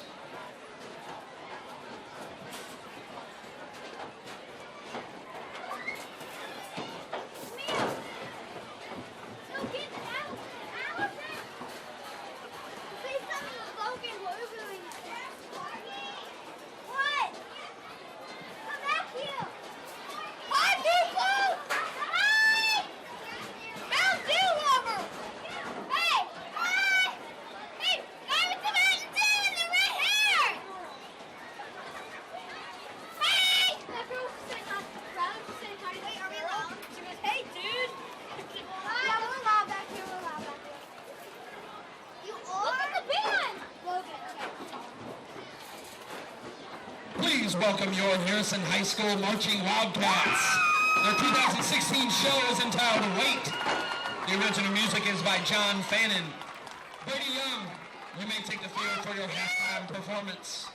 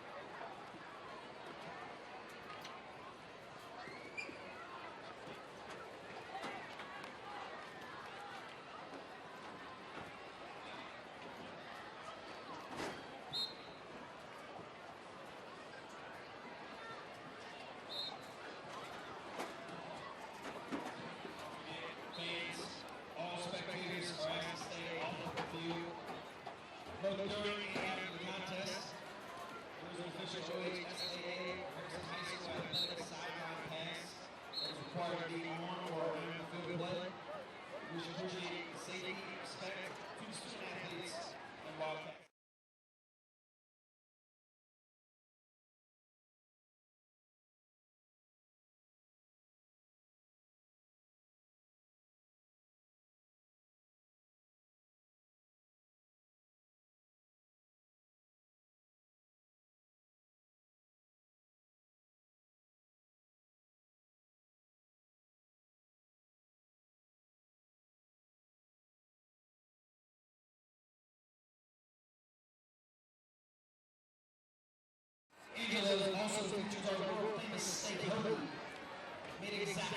Well, one of the things Harrison can do is stop a high-powered offense dead in its tracks, and Coach Ken McCullough has noticed that. He told me earlier this week that he is extremely proud of his defense, knowing that they have gone up against some pretty big offensive powers this year, like Finley and Anderson. He said one thing they could do better, though, is eliminating stupid penalties, noting they extend drives instead of getting off the field on third downs, something that can kill any football team. Guys?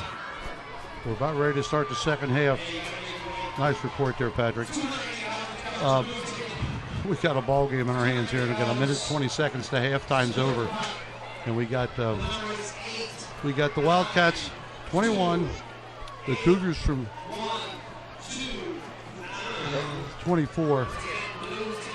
Jeff, fill me in here. Well, I'll tell you what. What are we going to expect this second half? I mean, just exactly what you expected from these teams. This is going to be up and down, and last team to score is going to win this thing is probably what's going to happen. Right now, rushing-wise, that's the Edgewood game, 205 yards on the ground in the first half. Harrison chimes in with -2 yards for the first half. But on the passing end of things, and let's see, it looks like they up to 74 yards passing for Edgewood, but Harrison's got 155 yards in the air. But the score's a little bit closer thanks to that 98-yard kick return by Gerald Smith. So Harrison's going to be taking the opening kickoff here of the second half. I think they're going to have to keep serve, drive the ball, score the ball, then let the defense take over and see what happens there. Like I say, Gerald Smith, 1 reception, 66-yard touchdown. Jacob Back, 1 reception, 50-yard touchdown. Just on down the line. Harrison's got the 1 turnover, 1 lost fumble. If you want to say the battle of the turnovers. And on the other hand, too, Edgewood's converted 3rd downs, 5 and 9, 4th downs, 1 and 2. And Edgewood's actually been in the red zone 3 times and scored twice. Harrison's got to do a better job there. So all things considered, it ought to be a whale of a second half. Well, they're getting ready for kickoff. I didn't really expect this. Jeff did. I expected Edgewood to go more in the air than they have, but their air game isn't as great. He said they got a great ground game, and they do. Oh, squib kick. That's going to fool them a little bit. That's a surprise. It's going to bring it back to the 36-yard line. Yeah, Matt Bonfield picks up the squibber, gets some yardage out there in the open field. Picks it up on. Sorry, Jeff. Good field position to start. He's picked it up on the 30, came back for 6 yards for Bonfield, who's Harrison's #1 running back. Yeah, well, tonight that's been Matt's about his longest game, just on that kick return. You got that right. Okay, they're on the 37-yard line, not the 36. That's where they spot it, where it's going to be 1st and 10 for the Wildcats, trailing only by 3 points here at halftime.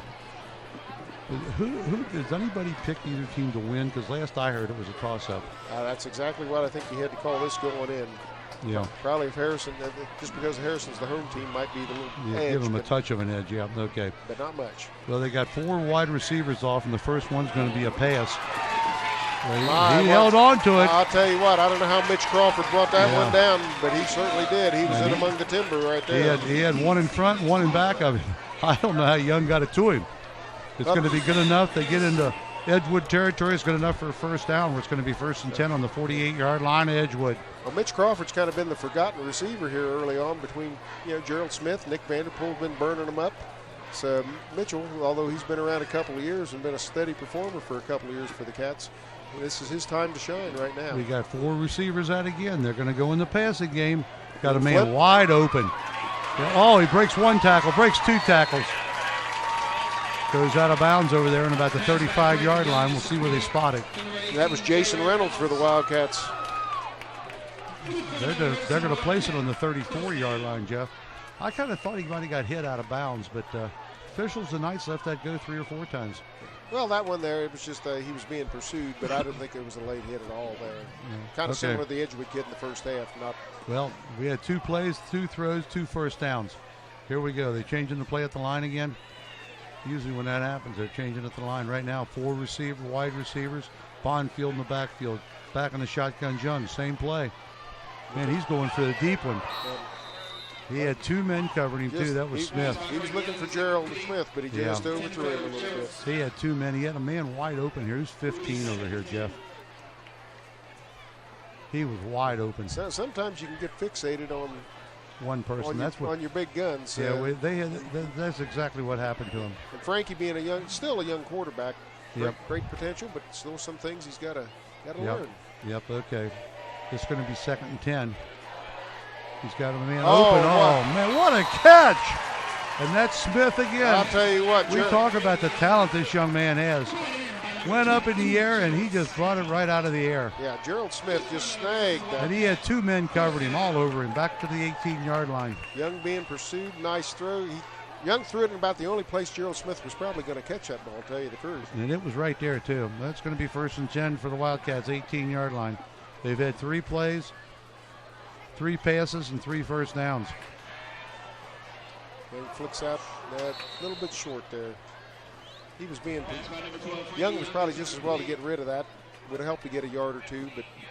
Well, what happened there? He was a little bit, I think he was intimidated. Yeah. And it's just a bad pass, period. It would have been a pickup of 6 yards. It had been completed. It wasn't. It's going to be 2nd and 10 for the Wildcats, 18-yard line. Well, at this point, 6 yards for the Wildcat offense is nothing to overcome. Correct. 4 wide receivers, Bonfield in the backfield. They're handing it to him. He's not going to get back to the line of scrimmage. He's going to lose a yard on it. I haven't seen the statistics, but Bonfield, I don't think he's had a good run all night. No, I think right now that's still more negative yardage on the run game for the night. Lost a yard on it. Right now it's going to be 3rd and 11. They'll give him a 2-yard loss on the board. I give him a yard loss. Well, now you have to take a look at the Harrison situation here. Do they start thinking about field goal here? You're looking about a 37-yarder if they don't pick up anything. Yep, you're right. The Young back to throw. He's all slipping. Yep. Well, you can forget that now. Sack by number 57, Greg Levi. Number 59. There's a sack on the play, takes him way back. Last thing they wanted to do. Greg Dingledine made that stop for the Cougars, one of their top senior defenders. So they're going to show kick. I can't believe that. Well, once again. What's the advantage here? Tie the game. Oh, no. When you said a short kick, I didn't think you were going for 3 points. High snap. Will he have the distance? It might have to sneak through. Too short. Too short. Yeah. You're going to say they're going to. I thought they were going to just kick the ball. I didn't think they're going for the extra 3 points. But in the meantime, it's no good. Wildcats turn the ball over to the Edgewood Cougars, and we'll move you around and go the other direction. You realize that would have been 3 points if they wouldn't have took that sack? Because that was right up the middle, Jeff. Would have been pretty tough. That was a big disappointment, I'm sure, for the Harrison offense right there. Yep, that was. Now the Harrison, and a good play with the Cougars. You got to give them credit. So the Harrison defense has got to rise up right now, make the stop. Offense couldn't get the job done on their first possession. They don't want to get down any farther to the Cougars. Well, we'll see what happens real quick here, Jeff. They got the running game. They only got 1 wide receiver out. We'll see who they hand off up to. Ball's on the ground. Get that right back to it. Yeah, that was Hayden. Hayden hasn't had too good of a day today, Jeff. Right back to the line of scrimmage. He fumbled the ball, recovered himself. Yes, but this Edgewood team, they can be 2nd and 10. This Edgewood team, the run game is relentless. Like you said earlier in the game, I didn't realize they had such a good running game. They got 4 guys, 4 men that can run that ball anytime they want.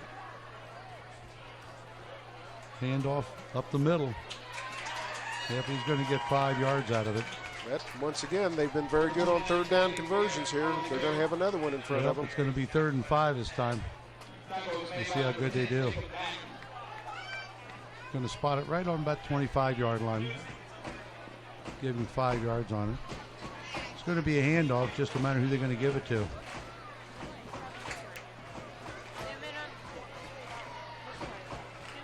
This is amazing. I've never really seen an offense like this that only puts out 1 wide receiver. Right now, there's no wide receivers. They said, we're going to run it. Now you stop us. It's exactly what Edgewood said. Well, they're throwing the ball. He's slinging and he's going deep, too. Nope. Well, there's going to be pass interference called on Jacob back there, it looks like. But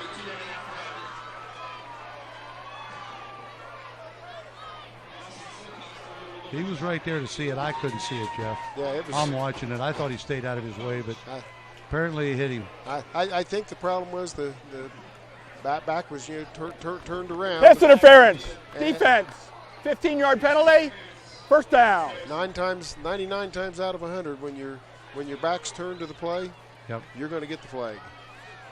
That is a 15-yard penalty and an automatic first down for Edgewood. Well, good enough for a first down. It's going to go up to the 41-yard line where it's going to be 1st and 10. That was a big play for the Cougars. I never expected a pass play either. That wasn't in the book. They got one wide receiver off to the right, none to the left. Everybody looks run. That's when you pass. They're going to hand it off up the middle of their big gun. He's going to get 6 yards out of it. Garrett again. Garrett again. He's the money maker for him. Garrett had 96 yards on the ground in the first half, so that's going to put him well over 100 for the game right now. It's going to be 2nd and 4. 2nd and 4 for the Cougars.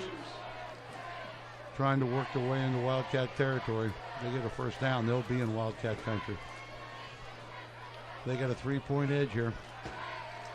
Walt, you realize we almost played a half of this third quarter and we haven't had a score on the board yet. I didn't notice that. Hand off to Garrett again. He goes for a first down. He's still cooking. Yep, he's in Wildcat country. He moves all the way down to the 46-yard line. So they continue to move the Silcox is going to bring him down, but it's still good enough for a first down.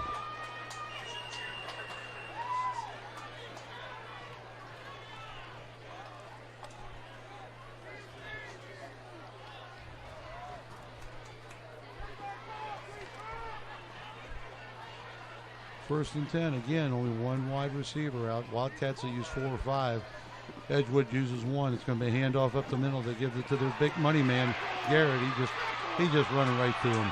Hard to all bring the way down to the 24-yard line. The kid runs hard to bring down. Yep. They just give him a little seam, and boy, you could just see him. That's the one I'm watching. Wildcats know he's going to run it, and they can't stop it. All the way down to the 25-yard line, where it's going to be first and 10 for the Cougars from Edgewood.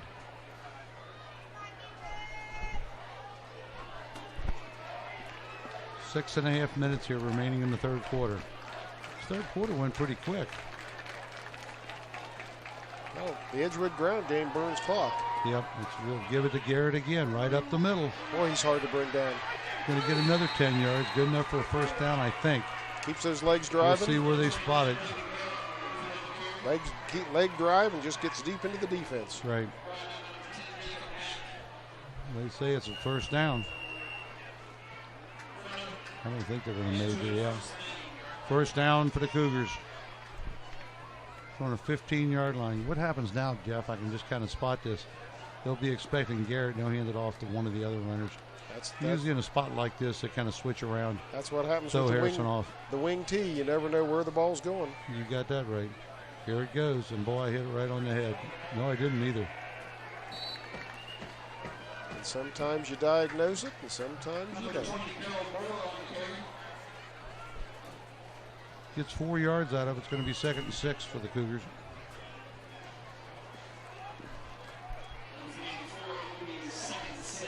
Second and 6 coming up here, Walt. Sure is. And it's down in Wildcat territory, boy. They're pushing them back now. You definitely think they're at least in field goal range, if nothing else.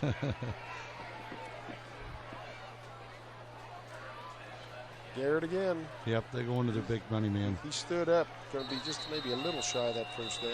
Yeah. They're going to put him within a yard of it. Number 29, Gavin Garrett with the ball carrier. We'll just see where they spot the ball. It's hard to really tell up here, Jeff, when you get a massive humanity down Looks there. Looks like about 30. I'd say it's 3rd and 2, just a guess. Where they're spotting the ball right now. Short gain on the play. 3rd and 2 for the Cougars. My guess now is give it to Garrett. If I was to key in on anybody, that's where the Wildcats will probably key in on. We'll see what happens Yeah, here. of course, on the other hand, this might be a good opportunity to go to the air as well. Yeah, you're right. They got one right Off receiver to balance. the right. Quarterback keeper. I don't know if he's going to get it or not. He's got it. According to the officials. I think the spot's going to be the first down, I think. That's kind of a surprise to me that it was quarterback keeper.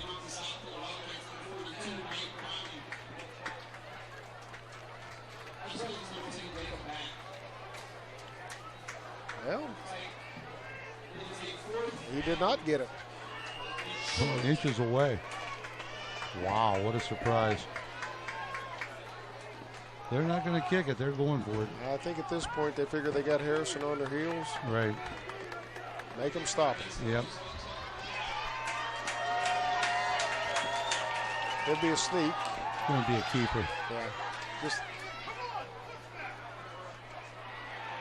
He's going right to the end zone. I'll tell you what, got to give the kid credit. Kept the legs driving. Touchdown, the Cougars. Puts them up now 30. Record the quarterback. Just kept the legs moving. The pile kept moving. He went into the end zone. They'll go for the extra point now. Yeah, that's what they're telling me. 30 to 21. So once again, Harrison finds themselves on the verge of being down 10 points in this contest. There's a flag. I don't know what happened, but flags are everywhere. Is that against Harrison offsides?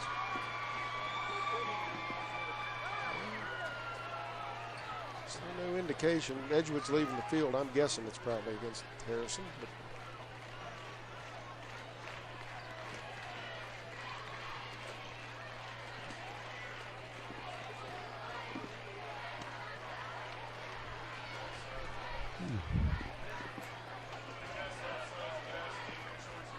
Dead ball, encroachment, defense. After gets it to the goal, we must replay the down. I guess it's encroachment on the. Now you might see Edgewood going for 2 here. Yeah.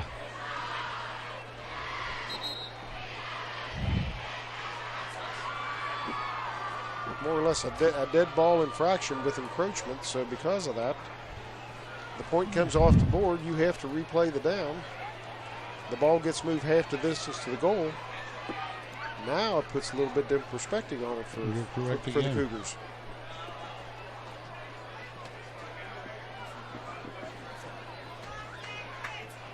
It looks like the kicker's still.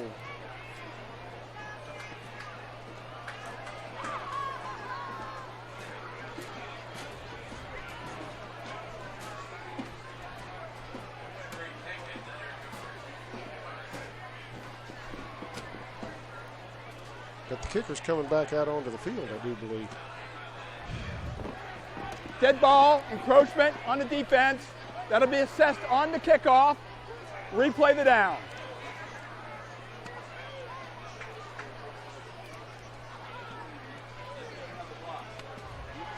Once again, the kicker returns to the field here. I'll take the word on the rule book here, but this seems a little bit.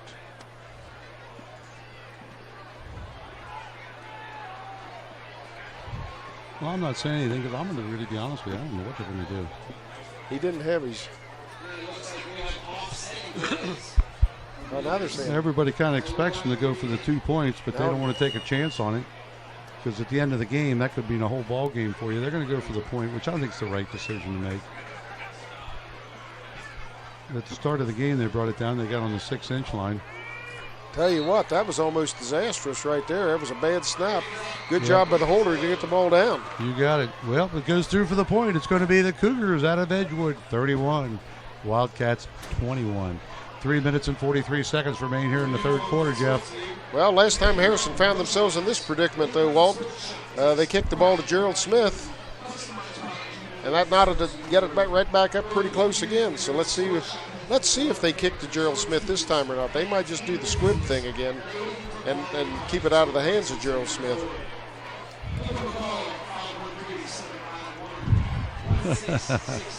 I forgot about that. 98-yard run back, they called it.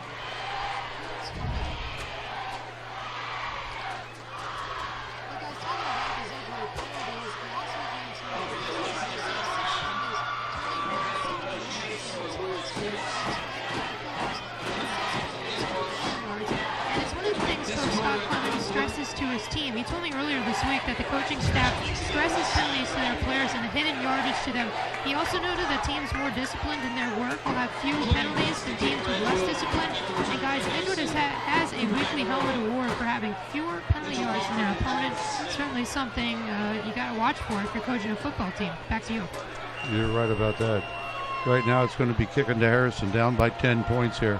3 minutes and 40 seconds remaining here in the third quarter. And does anybody think this kick will go in the neighborhood of Gerald Smith? It will not. A scribbler.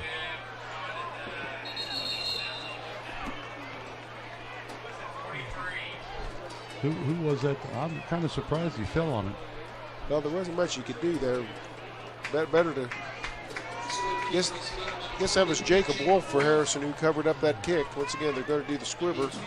Yeah, well, you never know. You're going to pick up an extra 5 or 10 yards, maybe. I don't know. Yeah, well, better. I haven't seen that for a while either. Better just to play it safe and protect that ball. That's exactly what he was probably told. That's the reason he went down right on the ball. Okay, here it is. The Wildcats are on the 30-yard line where it's going to be 1st and 10. 4 receivers again out. Everybody in the place pretty well expecting a pass play, and that's probably what they're going to see. Yeah, Frankie Young's going to have to come out flinging and connecting here. Yeah, he is. A quick pass, got a man open, and he drops the ball. Right to him. He got all excited, turned around, and he forgot one thing, the fast football. Yeah, I think Gerald Smith saw the potential for yards after the catch, and unfortunately the ball just slipped free. Well, it's going to be 2nd and 10 now for the Wildcats. Same lineup, on field and the backfield with 4 wide receivers. I like one thing Wildcats do. They don't mess around. They throw it right now. Young rolling, but he's pursued. He's going to eat that. They're going to have to eat that ball. Yep. Another sack on him. If they don't get rid of it right away, Young has trouble getting rid of it. You don't want to throw it away either. Well, Garrett Gabbard was in there for Edgewood, just relentless. And of course, when they know you're going to pass, right, they can really tee off. Right, correct. Well, they got 4 receivers, the same lineup, nothing changes. Back in the shotgun is going to be Young. He's got 28 yards to go. He's going to throw a long one. Picked off.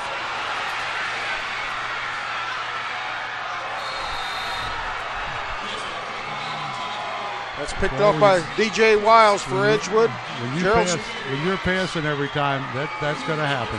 Gerald Smith brought him down. But right now, it's all looking good for the Edgewood Cougars.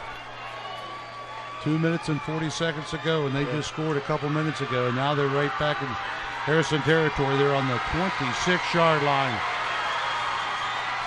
Boy, the Cougar fans going nuts now. That's right. They're jubilating over on the Edgewood sideline. As my dad used to say, they smell blood.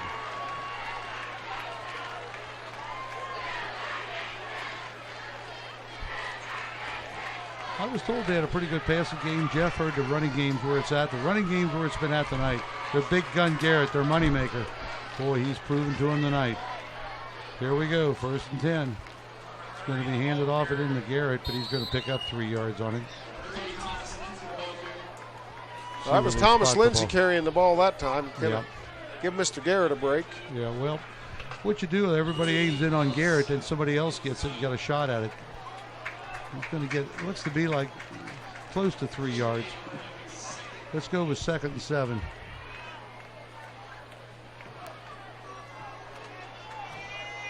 Boy, they have got a nice running game. Got a good line there, too.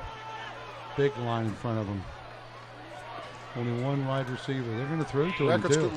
Looking to throw. Is he going to get it? Driscoll, touchdown. Right, touchdown, the Cougars.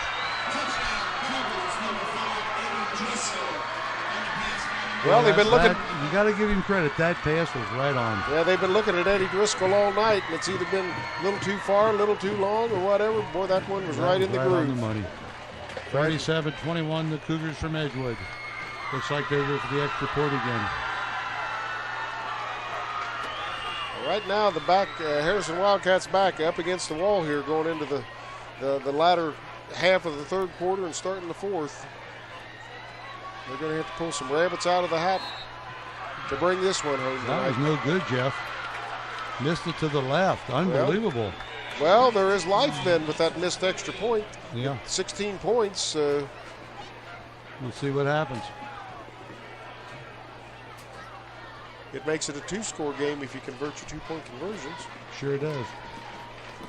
Well, we'll see what the Wildcats do with a minute and 56 seconds remaining in the 3rd quarter. That's a lot of territory to come back with 16 points. That's a pretty good size lead. Well, Harrison. And they feel pretty comfortable right now over there on the other side of the scoreboard. But you got to remember, Harrison can score quick, Walt. Looks like they got a man down here for the Wildcats, too. I'm not sure what the nature of the problem is there. Crack training staffs all over it, though, so I'm sure they'll. It don't look good, I'll tell you, Jeff. It's the 2nd one down. The student chosen will be. I haven't really checked the weight, the lineup on this Edgewood team, but just looking at these kids on the line, they got a pretty good size line there. Well, they definitely have some bulk. They're Yep. they're not tall, but they're strong and mighty. You got it. That's in the farm fields up at Trenton and 7 Mile. Okay, here we go.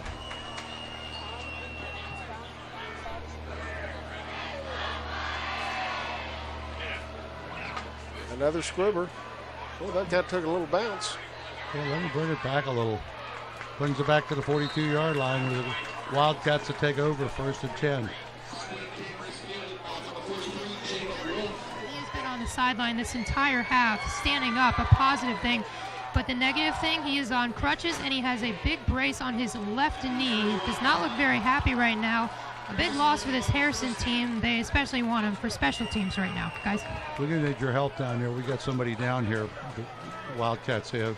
Can you give us a name or a number on that, please? Got another player down. Okay.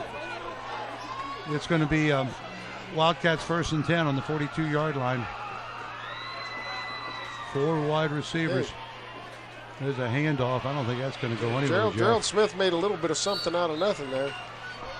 Yeah, that's kind of a fake play on that one. He's going to pick up 3 yards on the play. Yeah, the Wildcats got an injured player. We can't get a number. We don't know who it is. And that don't look good either. Vanderpool will be out for the rest of the game. Just hopefully it's not real serious. Bonfield in the backfield. The running game's been nilch tonight. Nothing. Got a man open. Bad pass. Looking for Crawford, but just let him just a little skosh too far. Pass wasn't there, Jeff.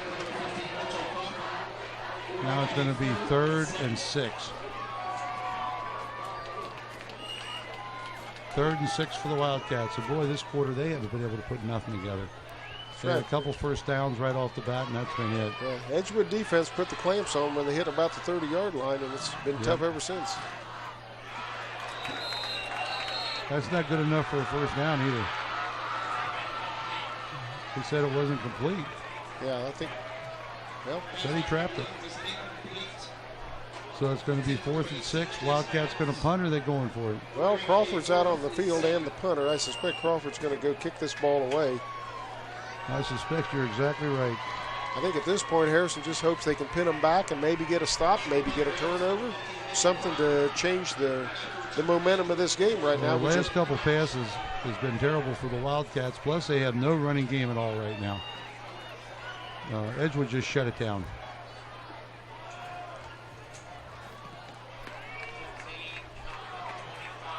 No fair catch called on that. He wants the ball and he wants a run. Comes all the way back to the 35-yard line, where it's going to be 1st and 10 for the Cougars of Edgewood. Yeah.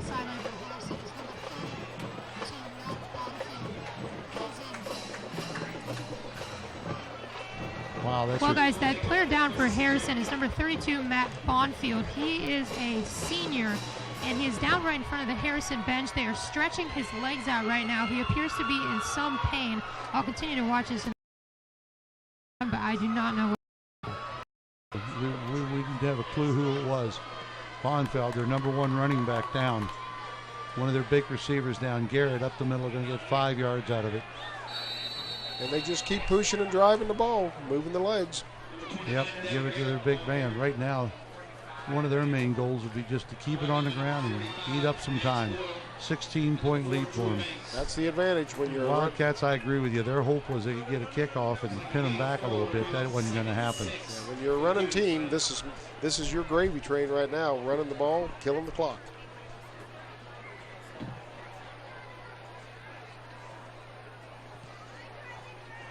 Well, it's going to be 2nd and 5 for the Cougars. They're on the 41-yard line. Probably just about one more play here to go for the 3rd quarter. Then Yeah, I think this will be the last play for the 3rd switch quarter. ends. We'll see what happens. It's going to be a handoff right up the middle, and that is to Garrett, but he's going to pick up 4 more yards on the play. Actually, that was number 20, Walt, for the Cougars. One Garrett, that's what I said. I don't know who had the ball. That was Carol Moore who grabbed that right. one. That's going to end the 3rd quarter, Jeff. It'll be 3rd and 2 when we come back for the final quarter. We'll wrap this game up. Well, that third quarter belonged to Edgewood, Jeff. Yeah, no question about that. Yeah, Harrison could do nothing right. Offense or defense. Yeah, Harrison needed to take that opening kick, take it down the field, score, either tie it or get up on them. And they got bogged down when they got down near the red zone. And then after that quarter was all Edgewood's. I'm not too sure if the Young is healthy as we think he is, and I'll tell you why. His passing the last couple, it's just been terrible. His passing's been off. They haven't been, just been off, you know. And with no running game, you're going to have to throw it. I mean, you haven't had really much of a running game at all, right. And then you lose one of your main receivers, and let's see what happened. Let's see what happened here, Jeff. Well, I think it's pretty obvious. Edgewood now has 377 total yards of offense for the game, as opposed to Harrison's 183. Once again, rushing. Now, of course, you got to count the sacks of Young in on the rushing totals. But Harrison is now negative 18 on rushes. Now, Frankie Young, with being sacked, lost 22 of those yards. Means basically Gerald Smith had one rush for 3 yards in the quarter. Matt Wadenfield has run 4 times and picked up 1 yard. Where on the other hand, Devin Garrett for Edgewood, 154 yards on the ground right now through 3 quarters. And his cohort Drew Record, the quarterback's got 62 yards, as well as throwing for 97. Wow. So it's... Well, we're looking down the field now. That's Bonfield, Matt Bonfield down there. He's their #1 running back, and he's out of the game. He's going to be gone for the game. So that puts one of their best receivers and their biggest running back down. Handoff up the middle. Garrett got a little bit of room over there. He's going to get a Garrett first down. will not be denied. Man, oh man, he's going to get 8 yards out of that. Silcox is in there to bring him down for the Wildcats. He's going to make it into Wildcat territory, 48-yard line. But there's a gaggle of Wildcats trying to bring him down, and the kid just keeps running. That's well put, Jeff. Jacob backs tackle. Bailey Smith had a hold on him. And Bailey Smith gets back up to get in on the second group, but the kid is just a hard runner. Give it to him. Well, if you see an airplane in the background, you're next to an airport here for those fans that haven't been to Harrison before. You'll see an airplane take off now and then. It's going to be good for 5 yards. Let's get him on that run. All the way down to the 42-yard line. That's Julius Hayden again, so... Getting 5 yards. That's right. Mike Browning made the hit on him. But once again, 2nd and 5. They're relentless. Hayden hasn't had that good of a night, but boy, I'll tell you, Garrett, that kid can run. He can run like a cougar. I'm sorry to phase in words like that, Jeff, but it's okay, Walt. That's the way I feel. He runs like a cougar. You're allowed 1 per season. You just got it. Well, okay, that's it. Cut me off. Okay, it's going to be 2nd and 5. It's going to be another one up the middle. Garrett again. Yeah, you're going to have to give him 3 more yards on that one. You think you got him, but they just kind of dink and duck. And I thought they had him at the line of scrimmage, but they didn't. He twists, turns, breaks it all the way down to the 39-yard line, where it's going to be 3rd and 2. Let's say 3rd and 2 on this one. 10.5 minutes remaining in the ball game. Well, like we said earlier, if the Cougars get down there right now and they get a score, a big touchdown, that pretty well they're going to lock this game up here with just 10 minutes to go. Yeah, Harrison would need some big plays to come back. I agree. Okay, here we go. It's going to be a keeper, and he's going to get a first plus.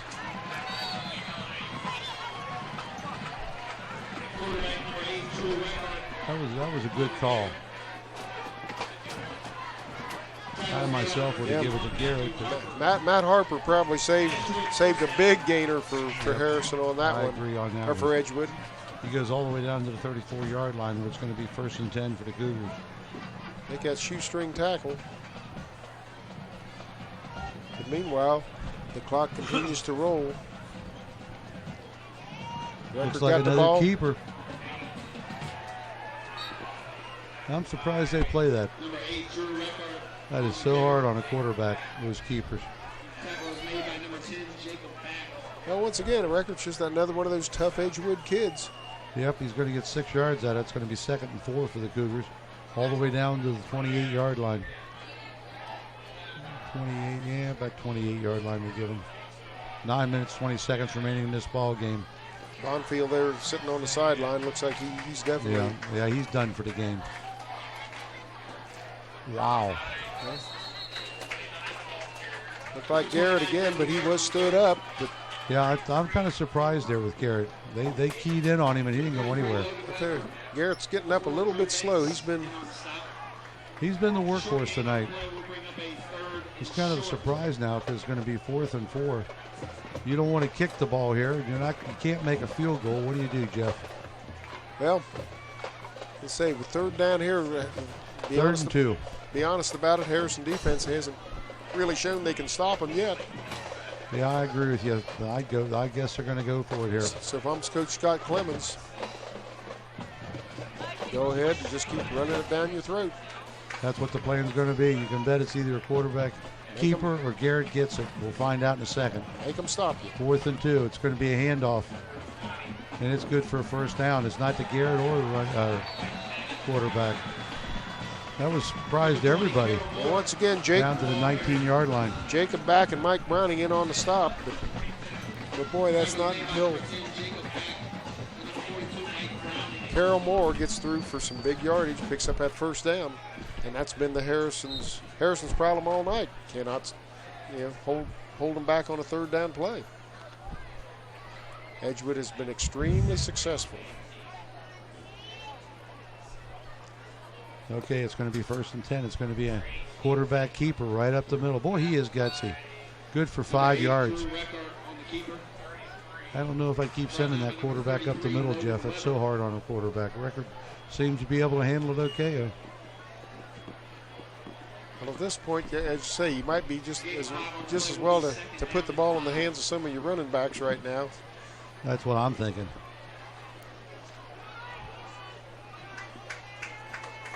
Edgewood coach, I got to give him credit. He's called all the plays right so far. It's 2nd and 5. Fumbles the ball right there. Did he get it back himself? Goes right back to him. These Edgewood kids are low to the ground, so the fumble just bounces right up in their arms. Looked to me like it bounced right back in his hands. Lost a yard on the play, but it's going to be 3rd and 7. 3rd and 6.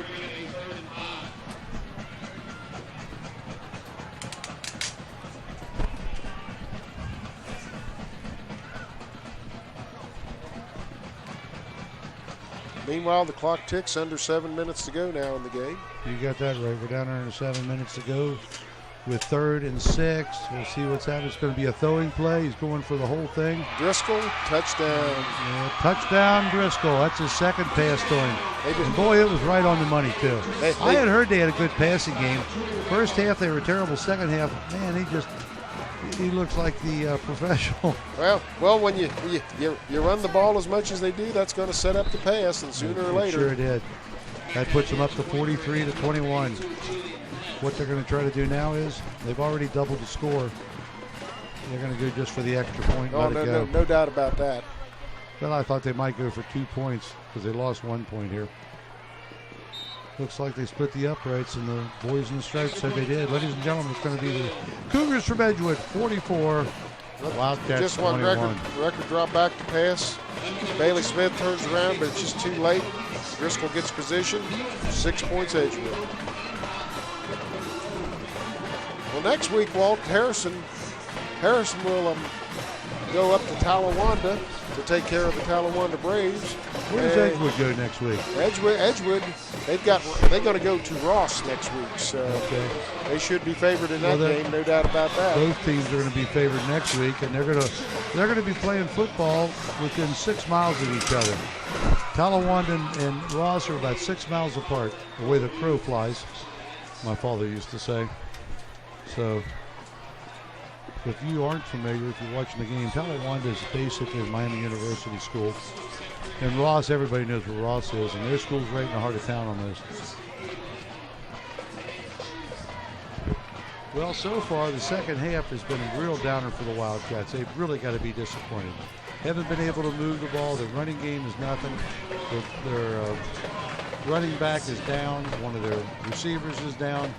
Well, they always say that that opening kickoff, that's where you gain your momentum. And right now, Harrison, they had the chance to gain the momentum, and they didn't. You're correct. Little scribbler. That's the right way to do it. That's a nice catch. Caught that. Give number 9 credit. Who is number 9, Jeff? Well, number 9, that's Jack Bonfield. Oh, it's Jack Bonfield? Yep. That's Matt's little brother.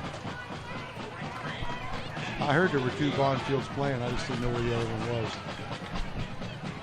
He was so surprised to catch it, he just went down on the plays on the 43-yard line. He played that like a baseball infielder or something. You got that right.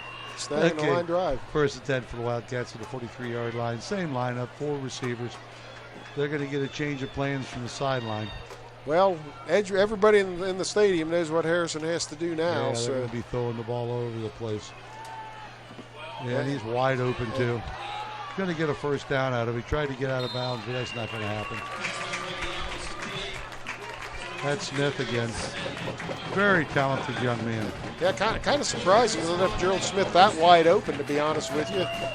5 Edgewood defenders came to the ball very quickly, but it was surprising he was that free. Smith on the other side, going to pick up 4 yards. Well, there's no doubt at this point Gerald Smith's the explosive player for the Harrison offense. Yes, he is. He's going to be touching the ball most every down. He's on the left side, right side. They put him back on the left side. They're going to throw to. Going to make a couple yards out of it. That's it. That one went to Jason Reynolds. Yep. Reynolds was open. I was glad to see Young do that for Young's sake. But now you're under 6. Yeah, he's been lined up with Smith all night. You just can't key in on one player. You're under 6 minutes to go now. You're going to have to break a big play here, though. And Gerald Smith's the big play guy. Right there. Right up the middle. Nice pass. A little worried about Young. He had some bad throws. It looks like players down. He caught the ball, and I think they went right into him. 15, who you got there, Jeff? I can't place the name on him. That's 15. That's Mitchell Crawford. Yeah. Mitch is up. I believe he's all right. Just kind of took a hard hit. He'll be fine. Yeah, he went down. He got a hard hit. There's no question about it. It's amazing. There's been very few calls tonight. I think 1 against Edgewood and 2 against the Wildcats. Face mask, I think, was 1 on each side. I don't know what the other one was. But some of these hits have been pretty good. I'm surprised they haven't called more. Well, they've been all clean hits. Like I say, there were a couple of them, like say, were on the sideline that they looked funny, but there wasn't really anything to it. It's just a matter of the way the players were landing. I've seen calls that weren't that bad called, though, Jeff, in high school football. Okay, here we go. It's going to be good enough for a first down, 1st and 10. Young's in a heap of trouble. Keeps his feet. He's going to go down. He's going to crawl down to the 25-yard line. Lost his balance.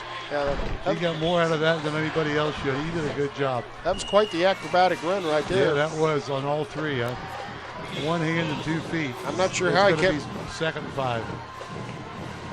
I haven't seen it quite done that way before, have you? That was interesting. Yeah. Okay, here we go. 2nd and 5. Looking for Smith.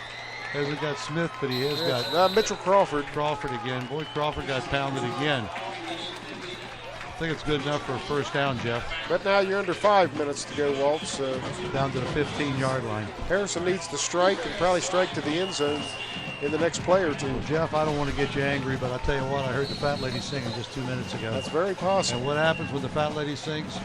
I'll let everybody out there tell me. That game was decided on that last touchdown, Jeff.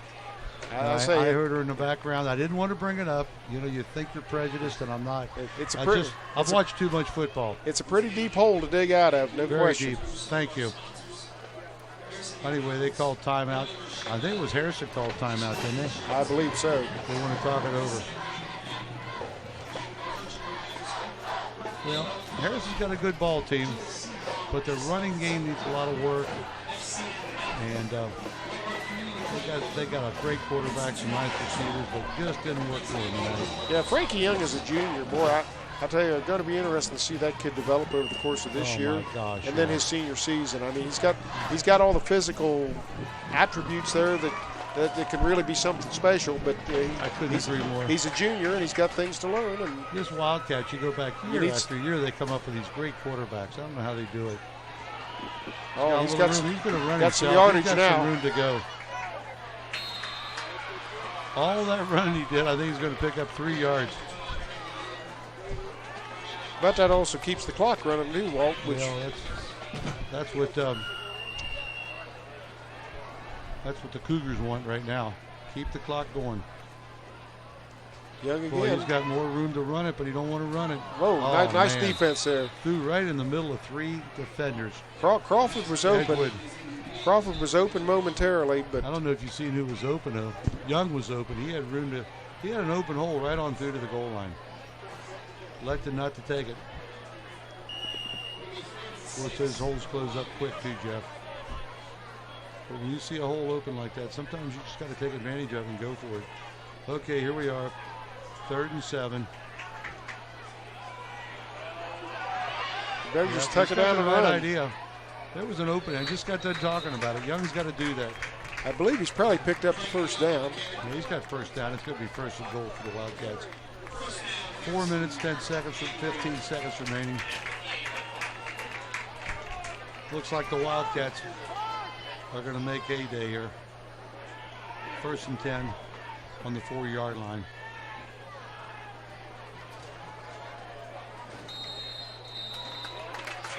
Touchdown. That's a Gerald Smith touchdown. Up the middle. So Gerald Smith hauls in the ball. Gets the one to take it. That puts it 27 to 44 on the board. 4 minutes remaining here in the ball game. One more touch and make it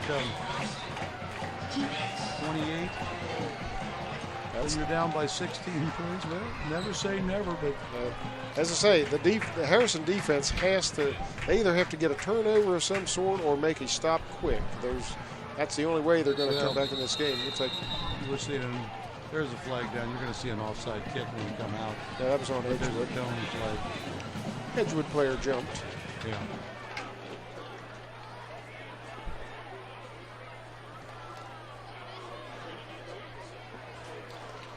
Yeah.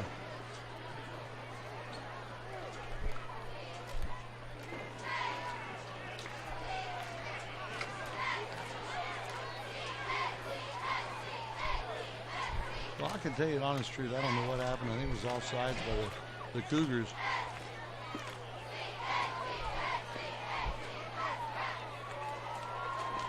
Yeah, Coach. Dead ball. Illegal procedure against the offense. 5 yards against the offense. Free kick, untimed down. Coach Kent McCullough down there is talking to the official, and he's giving him an earful about something. Well, I'm not he's sure. unhappy with that call. They moved it back 5 yards. It's still going to be the same. So forcing back to kick the extra point, just with a little bit more distance to it. 5 more yards, and you can punch it through there. Coach McCullough is got to be frustrated with the way this game's turned out. Yeah, Farson kicks it through. It didn't make any difference. Point. Wildcats 28. The Cougars of Edgewood 44. Well, I'm going to assume there'll be an onside kick coming up here, Walt. I might be wrong about that. No, you're right. I think everybody in the stadium knows it.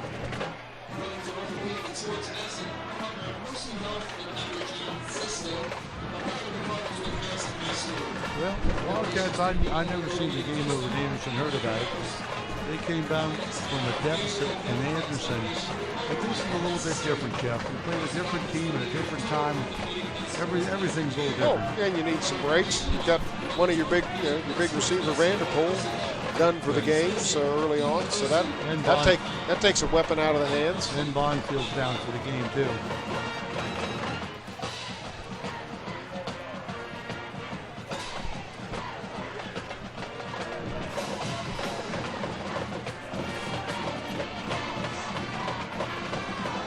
I guess, Jeff, right now, game time was 86 degrees, and I hate to bring this up, but I'll bet it's not below 80 degrees right now. It is warm out here. Here we are towards the end of September, football season, into the 5th game of the year. It feels like August weather. Coach Scott Clemens is on the verge of a big win for his Edgewood football program. Of course, in the Southwest Ohio Conference, the road to the championship runs through Mount Healthy, so they've still got to run across Mount Healthy before this season ends. But right now, their team's looking very, very, very good. And Mount Healthy had a tough game last week with Little Miami, who's been down over the years. So. tell you what, Mount Healthy's again got a pretty good football team. That's right. That's what I'm told. Well, you talk to some of these players and they say, you want to put your money on Mount Healthy. Here we go, the onside kick. Now the ball's up in the air, but Driscoll was right there, bounced off of one player and bounced right up into Eddie Driscoll's hands. I call that luck, but sometimes I'd rather be lucky than good. Hit him and bounced up in the air. It could have been a wildcat grab it, but it didn't. When that ball hit the other player, you thought, uh-oh, but here we go. Johnny on the spot, Eddie Driscoll. Okay, less than 4 minutes ago. It's going to be spotted on the 48-yard line. Cougars have it. Got a great running game. That's what they're going to do. I can't see, with great coaching as they have at Edgewood, they're going to throw the ball at all. I'm sure at this point they're going to rely on the running game to put the game away. And they'll use every second they can. Harrison has to just push, tug, pull at the ball, try to force a turnover. They got one wide receiver. He's not going to be used. Handoff up the middle. Going to get maybe 1 yard. 1 yard, but the clock continues to run. Yeah, 3:50. Under 4 minutes now. 3:52. They're going to call an official timeout. Looks like we got a player down on the field. Looks like it might be an Edgewood player down on the field right now. Yeah, there is.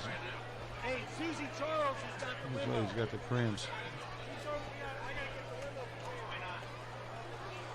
Garrett again carried the ball that time. Funny part is everybody kind of figured Garrett would run with it, and boy, they keyed in on him. Harrison called that shot.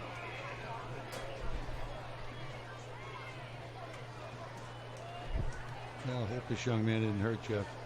Yeah, I think he's an athlete. I think it looks like from the way they're just probably a cramping situation right now. That's kind of what I thought at the beginning, but he's still down. Yeah. And with a hot night, now if this was the NFL, these players would be getting IVs at halftime and the whole 9 yards. High school, you go in there, you drink some water, you drink some sort of Powerade, Gatorade type of concoction, but you tend to lose fluids on a night like this, and it's late night, long game, 9:30 in the evening here right now. Tough on the player. Well, we were talking about the crowd tonight. Harrison's got another super crowd. They really support football out here in Harrison. And Edgewood brought a big crowd. Edgewood's not right down the street like Ross. Garrett's up walking off the field under his own power. Cramp. Probably cramped. They just brought one heck of a crowd. Looks like they got about 6 Greyhound bus loads over there. Well, when you're on the winning end of the score, it's easy to stick around for the end of the game. Yeah, you got that right. Okay, it's on the Edgewood's 49-yard line. He picked up 1 yard. About 3.5 to go right now. And they've got one wide receiver off to the right. It's going to be a quarterback keeper all the way. He's got all kind of room over there to run. First down. And he just slides down, takes himself out of harm's way. And he don't want to go out of bounds all the way down to the 36-yard line. Well, the clock will stop momentarily to move the chains because it was a first down. Yeah. Going to be spotted on the 37-yard line. Thought he made a little further in that, but his body did. The ball didn't. Okay, we're going to be below 3 minutes here. Well, now barring in some sort of natural disaster for the Edgewood offense, I believe that fat lady you talk about, Walt. I heard her singing, Jeff, just like she was next to me. Can now start stretching her pipes. Yes, this is true. 1st and 10 for the Cougars. And he hands it up the middle. He's going to get a couple yards out of it. But Harrison pretty well knew what's going on. I think everybody in the stadium knows. They're just going to keep it run on the ground down to 2.5 minutes. Get one more first down, and that's pretty well going to be it. Basically, that Edgewood offense right now has kind of formed itself into a cocoon. Right. And they're just going to protect the ball carrier and let him nestle inside that cocoon. And Harrison pretty well knows it's over, too. Yeah, 2:15 to go right now. You can look at the sidelines. Everybody down, depressed. 44-28. Harrison's down. It was back there in the third quarter. Run by 20, and he's going to get 4 yards out of it. That's going to take. Expecting a lot. That'll take it under 2 minutes. Carol Moore again carrying the ball. Here in high school ball, they don't stop the game in 2 minutes. It's going to be 3rd and 4. Well, Walt, tonight it was just a case of you had two great offenses. It was just going to be a matter of which one got the upper hand. Tonight it was the Edgewood running game taking it over the Harrison passing game. It's really surprising. 14 of those 44 points were scored in the air. And at the beginning, I would have never guessed it. But the run sets up the pass. Oh, yeah, absolutely. It looks like it's going to be very close to another first down. Yeah. What they'll probably do is I would think they'll run it.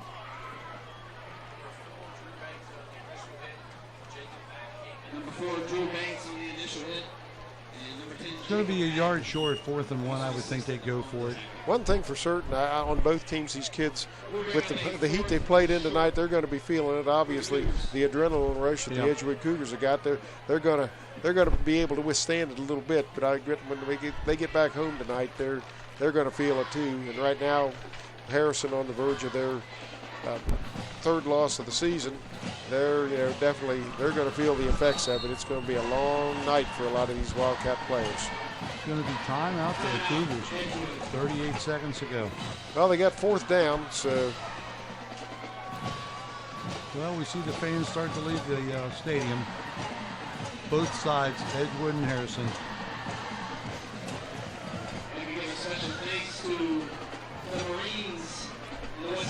Well, it was regardless, the Harrison fans are definitely disappointed with the outcome tonight. But you got to say it was a whale of a high school football game. Edgewood got the upper hand, but it was definitely an entertaining evening. If you're a fan of high school football, you had to enjoy this one. Jeff, I disagree with you on one point. The Harrison Wildcat fans don't like to lose. They're going to disagree with you all the way home. So you're lucky this game isn't on TV right now. You're lucky this game's Walt, I said a high school football fan. If you didn't have a rooting interest either way, yeah, that's true. I agree. You would have to say it's a heck of a game. I haven't said a word about ICRC tonight. Boy, what a great job they do. The photography, everything. It's just been a good game for you fans to watch. Okay, 4th down. We'll see if they're going to be able to get through to it. Great job by our sideline reporter Patrick down there for us tonight too. Yeah, probably a little frustration out there on the field right here at the end of it. There is. Guys are hot and tired. Right. Looks like a face mask by Harrison, I'm guessing. We'll see what happens with 30 seconds on the clock.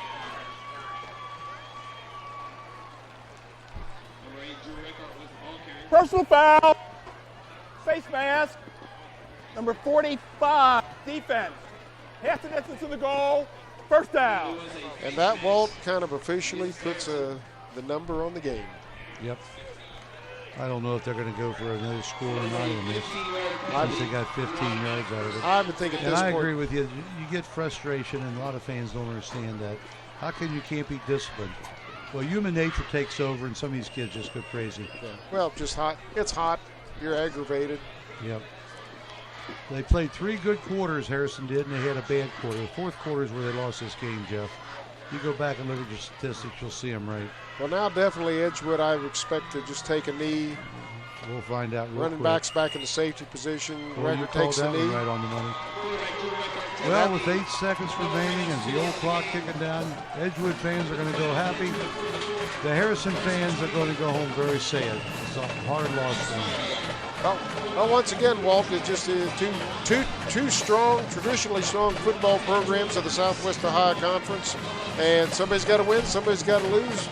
Yep. Tonight it was Harrison's night, not Harrison's night to lose, and probably these two schools play 100 times. I got a feeling the score would probably be 50-50. That could be true, Jeff. I do my views on this game as it winds up here is. Edgewood won it in the 3rd quarter easily, but they got one of the better running games I've seen Edgewood has. But the funny part is 2 of their scores came on long touchdown passes. Well, now, Record didn't impress me as a good passer, but I was told he could throw the ball good. And boy, he sure did. Put 14 extra points on the board, and that made the big difference. The rest of it was on the ground. Wildcats minus ground. They could not run the ball there. They did not have a grip. But boy, their passing game looked great. And that run back that Smith had, that was just fun. I look forward to watching this game over again if I can, just to see that run again. Jeff, your opinion? Come on. Well, Walt, as this game winds down here, I think our sideline reporter Patrick wants to try to catch up with Coach Scott Clemens of Edgewood to get his viewpoint on the game. Well, if he's got him over there, bring him on.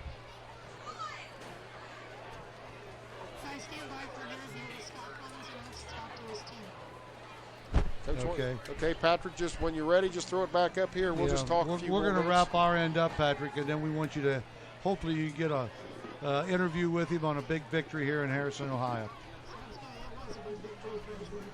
Jeff, what's your final notice of this ball game? Well, once again, great high school football game. Harrison's got to pick it up. They've still got several games left in league play. They've got to pick it up right now and try to salvage their season, shall we say. That's a heck of a thing to say, but you're 2-3, so you got to just look at and try to win the next one.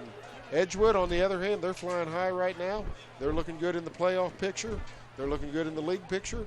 They got everything going for them right now, and barring any injuries, it should be a very interesting rest of the season for the Edgewood Cougars. Look this over, Jeff, and I'm going to give my final analysis. The season's only half over. Yeah, they got a lot of regular season games to play yet. Wow. So if they win out, they still got a shot to go. Okay. But they got to win out. Give us some final statistics for Patrick. Well, real quick, Edgewood offense, 456 yards on the ground on total offense today, and now we're going to get ready. I think we're going to throw it down to Patrick here. He's talking to Coach Clemens as they're coming up the field. We're not talking yet, Jeff. Yep. So we're just going to talk. Give us some final statistics. We're just going to keep going. 456 yards total offense to 240 for Harrison. Harrison ended up losing 3 yards rushing, and Edgewood 344 yards on the ground, but 112 through the air. So that was just enough of a balance to kind of keep things going there. Gerald Smith, big night tonight, 102 yards receiving, that 66-yard touchdown, as well as that 98-yard kick return. Okay, so Patrick, it's all up to you and Coach Scott Clemens. Congratulations, Coach. All right, Scott Clemens with me now, and Coach, all you guys in the second half. What gave Edgewood the win tonight? Well, just our boys. I mean, we talk about being more physical than other teams, and Harrison's always a very physical football team. And, you challenge your boys, have to stand up, rise up to the occasion. I mean, that's our thing. This motto this year is, to rise up. And tonight was about rising up and standing up, and that's what our boys did in the second half. We challenged them that, we got to play 4 quarters. We got to continue to, run the ball and be more physical than they were, and that's what we did in the second half. A big game for you guys tonight, an even bigger win. What does this game say about Edgewood football moving forward? I mean, it just goes back to, this group of young men we have, sophomores through our seniors or whatever, bought into what we were doing in the summer. When we talk about next man up, we've had some injuries tonight, and guys had to stand up, had to, take on some roles that they normally don't do, and they stood up and they did those things. All right, Coach, thanks very much, and congrats on the win. Coach Scott Clemens very happy with his team's performance tonight. Edgewood pulling in a huge win against Harrison. Flying high as they leave the cornfields of Harrison and head back to the cornfields of Trenton, Ohio. So, Walt, I'm going to throw it to you to wrap this thing up from our end tonight. Thank you very much. We're outplayed tonight, Jeff. It's simple. We can give all the reasons you want. Edgewood just had a great game, and both coaches on both sides, great coaching staff here on both ends, and 2 good teams, but this is the way it goes. Ladies and gentlemen, I'm speaking for Jeff Biddle, my sidekick. This is Walt Shunk, thanking everybody for viewing on the ball game this evening. Walt Shunk saying, good night, everyone. Finally gets one on the inside. He's in. One guy that's got an angle on it, and he cuts back. That's bottom. He's inside the 10.